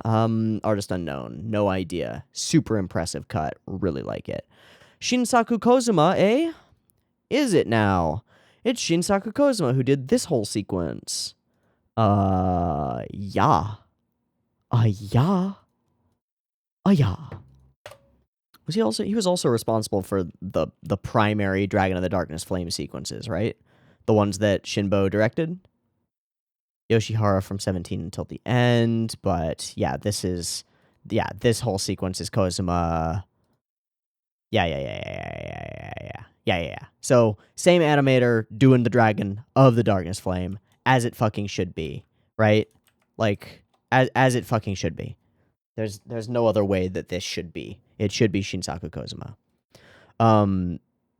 I would assume that this cut is also him, but it's not listed, so I don't know. It's really cool looking, though. And just the way he whips it out, the fucking fire dissolving the bandages around his arm. Excellent. Can I just zoom that? Oh my god, I should have done that before. Okay, this one, artist unknown. Who animated this, please? My man's Worf. That is the point of the Buru, so nobody knows. Sucks, man. It's almost an Obari punch in a way. I mean, I know that it's not, right? The Obari punch is this, right? This is more like loopy and stuff, but in terms of just the feel of it, it kind of is similar. I like it. Regardless. Artist unknown. Look at that. I really like the reflection. I also really like this scene. I think this is the coolest Jagan Eye scene of Hiei in the series. Which is another thing that we can say about this movie, right? Like, takes a lot of the characters' coolest things and does the coolest versions of them. Yusuke's final spirit gun, which apparently was drawn by Kaneda himself, is pretty fucking awesome. It's one of the cooler ones in the entire series. I guess the massive anti-Toguro one was pretty dope too. But the Jagan Eye sequence is one of the best that we've had. I guess I won't give it to the Kurama sequence. Nah. Same with Kuwabara. But a bunch of like the coolest things. And I think it's totally personal preference. But I think you could super make a case that what we now know as Kozuma's Dragon of the Darkness Flame in the movie is as good or better than most of the Dragon of the Darkness Flame sequences in the show. I think the wind up to the Dragon of the Darkness Flame in the show, the one that we just kind of looked at, where Hiei looks fucking crazy and the color is going wild and it's just insanity, is probably my personal favorite. But you could make a case that the multi-headed Hyper Hydra black and red lightning dragon of doom that happened in this movie is your favorite. I think that's totally fair. Regardless, let's keep going. Artist unknown. Is this where he goes boom, boom, boom, blast, blast, blast? It is. With the sick as fuck impact frames and the great explosions. God, I like that shot. I like that shot a lot. It's not the most impressive thing, but the timing and the feel of the whole thing is perfect. Zooming and spinning, spinning and zooming, getting chopped. I really hope that the big spinning and then spin upward shot exists, but I don't know. This one's pretty cool. Some pretty classic background animation stuff. Oh yeah, love the beams, the whole giant water explosions, and the creation of this barrier. So fucking cool. So cool. All right. Go in for the pounce, pounce, pounce. Wind up and pounce. Oh yeah. Also, we didn't even look at this during the thing. I love the line work. And boom, it goes boom, boom, boom, boom, boom, boom, boom. Oh, dogo. Cool. Good job, Kuwabara. Artist unknown. What a legend. Oh, yeah. Classic beam battle sort of situation. Love the way that the water works in front of this. I guess I really didn't notice that consciously, but it sells it so hard. And then the lights in the sky behind. So cool. So cool. Oh. Okay, this whole sequence, the amulet, the leaves, the blood pumping, the evil Kurama. All right, cool. Slashy boys being slashy. Love the sequence. It's pretty fun. I really do like it. Teleport behind you. Oh no. Man. I was really hoping for information here. Calling it Nishio makes sense. Is that the right Nishio? I mean, clearly it is.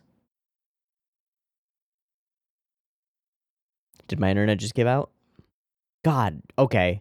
Right? So these are just scenes, fine, totally good-looking scenes from the actual show. Look how different the character looks, right? The color work, the color of the hair, the style. It's not the same. Not even close. Okay, so Tetsuya Nishio stuff. Oh, right. Yeah, okay. I could believe that. I could totally believe that Nishio either corrected or worked on the cut of these two, of Kuwabara and that one guy fighting. Could totally believe it. These are just not loading. Okay, cool, whatever.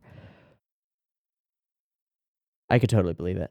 I'd believe all sorts of things about this cut. It's super sexy. It's a really cool cut. I like it a lot. Okay, boomin' and blastin'. This whole thing is super cool looking. Very Symphogear in certain ways. And then giant lightning fight in the sky. Sick. Just super cool. Oh, I really like the choreography on this whole sequence. Nobody listed, no comments to indicate who might be. It's too bad. I like the cut. I like it a lot. I like this stuff too. All this water stuff in the beginning is really sick. Yoshiyuki Kishi is their, I assume, presumed? Yeah, presumed. Couple of other listed cuts. I don't think any of them have, like, water stuff quite the same way. That looks super different. It's either from a very different time in this person's career or a totally different artist. Not that one artist must be locked into a particular form of water animation, but this looks more like it. But I don't think so, man. I don't think so. I think that might be a jump on the presumption there. That's okay. If it is, then it is, and that's super cool. But I don't know. I really do like these cuts of the water, though. It's really impressive water animation all the way through. Kanji Nishida, entire prologue to the movie has a chance to be him. Seems like a lot of cuts. I played it safe and only tagged him on the one that extremely looks like him. Fair enough, man. Fair enough. It's a hard knock life out there to try and make that shit work. Kanji Nishida with this big explosion and all of these explosions. You know, this was the hyper impressive explosion sequence that I really liked. Ninku, Flame of Rekka. All right, I don't know. I don't know, man. I feel like I've seen this cut from Flame of Rekka. Yeah, I for sure was shown this by somebody. I assume by GK. It's a cool cut. I don't know if it's him. I mean, I don't know if the person who did this is the one who did that other cut. Oh, right. Right. This whole cut that I really like is Nishida. Presumed Nishida. Gotta put the presumed in there. All the smoke effects and stuff. I don't know. Seems like a very different style from the extremely detailed debris and explosion sequence that we get here. Seems very different. I don't know. Ah, sick fight. Cool. And zoomin', slicing, slashing, booming, slash, slash, slash, cut, cut, cut, chop, chop, chop, punch, punch, punch. Super sick sequence. Nobody listed. And that's all the cuts that are on Sakagaburu. Honestly, fun just to go through those and just look at all the some of the very many cool cuts that people think are cool. I think that if there's anybody going through this film at the moment and grabbing cuts for Sakagaburu, they might see a few more that are worth being on Sakagaburu. Because there are quite a few in this movie that are really fucking cool. Look, we're done with the Sakagaburu part. I've said my piece about this movie. I think it's excellent. I think it's really stellar. I guess the last thing that I want to do is I want to go to the ANN, look at who directed, look through who animation directed.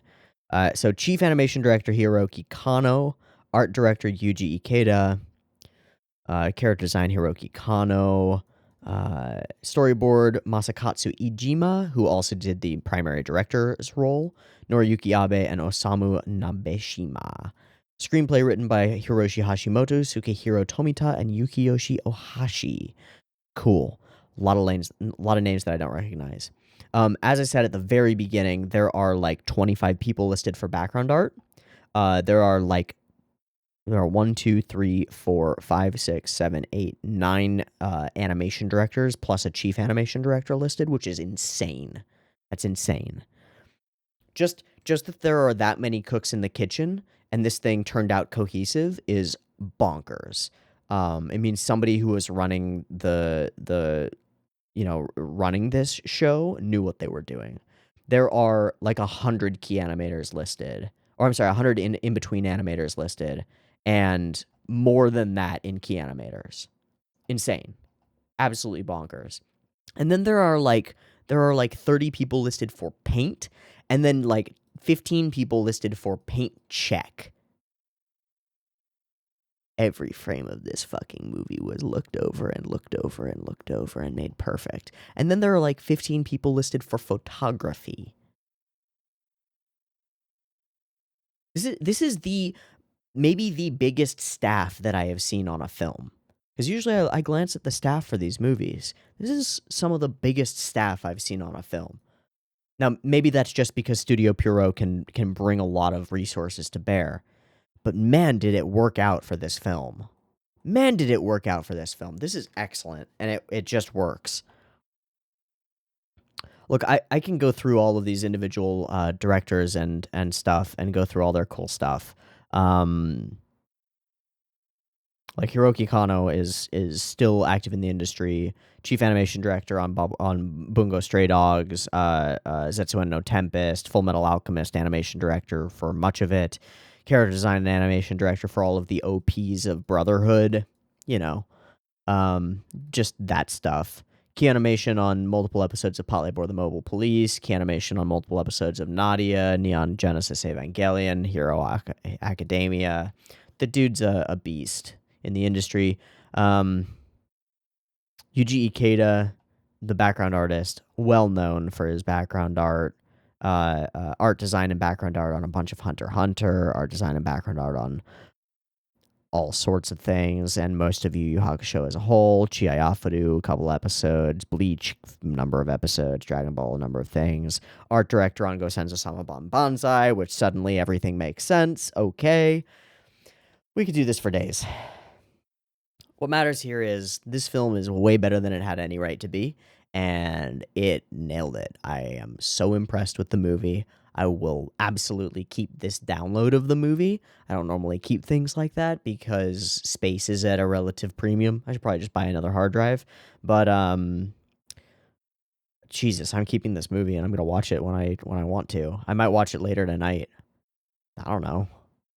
This movie's awesome. All the way through. All the way freaking through.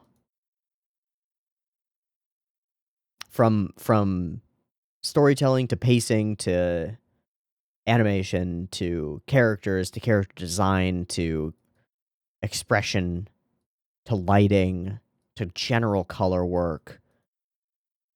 It's just perfect. It's as good as I can possibly imagine it being, which means that it's better than I think that I could possibly make a thing, right?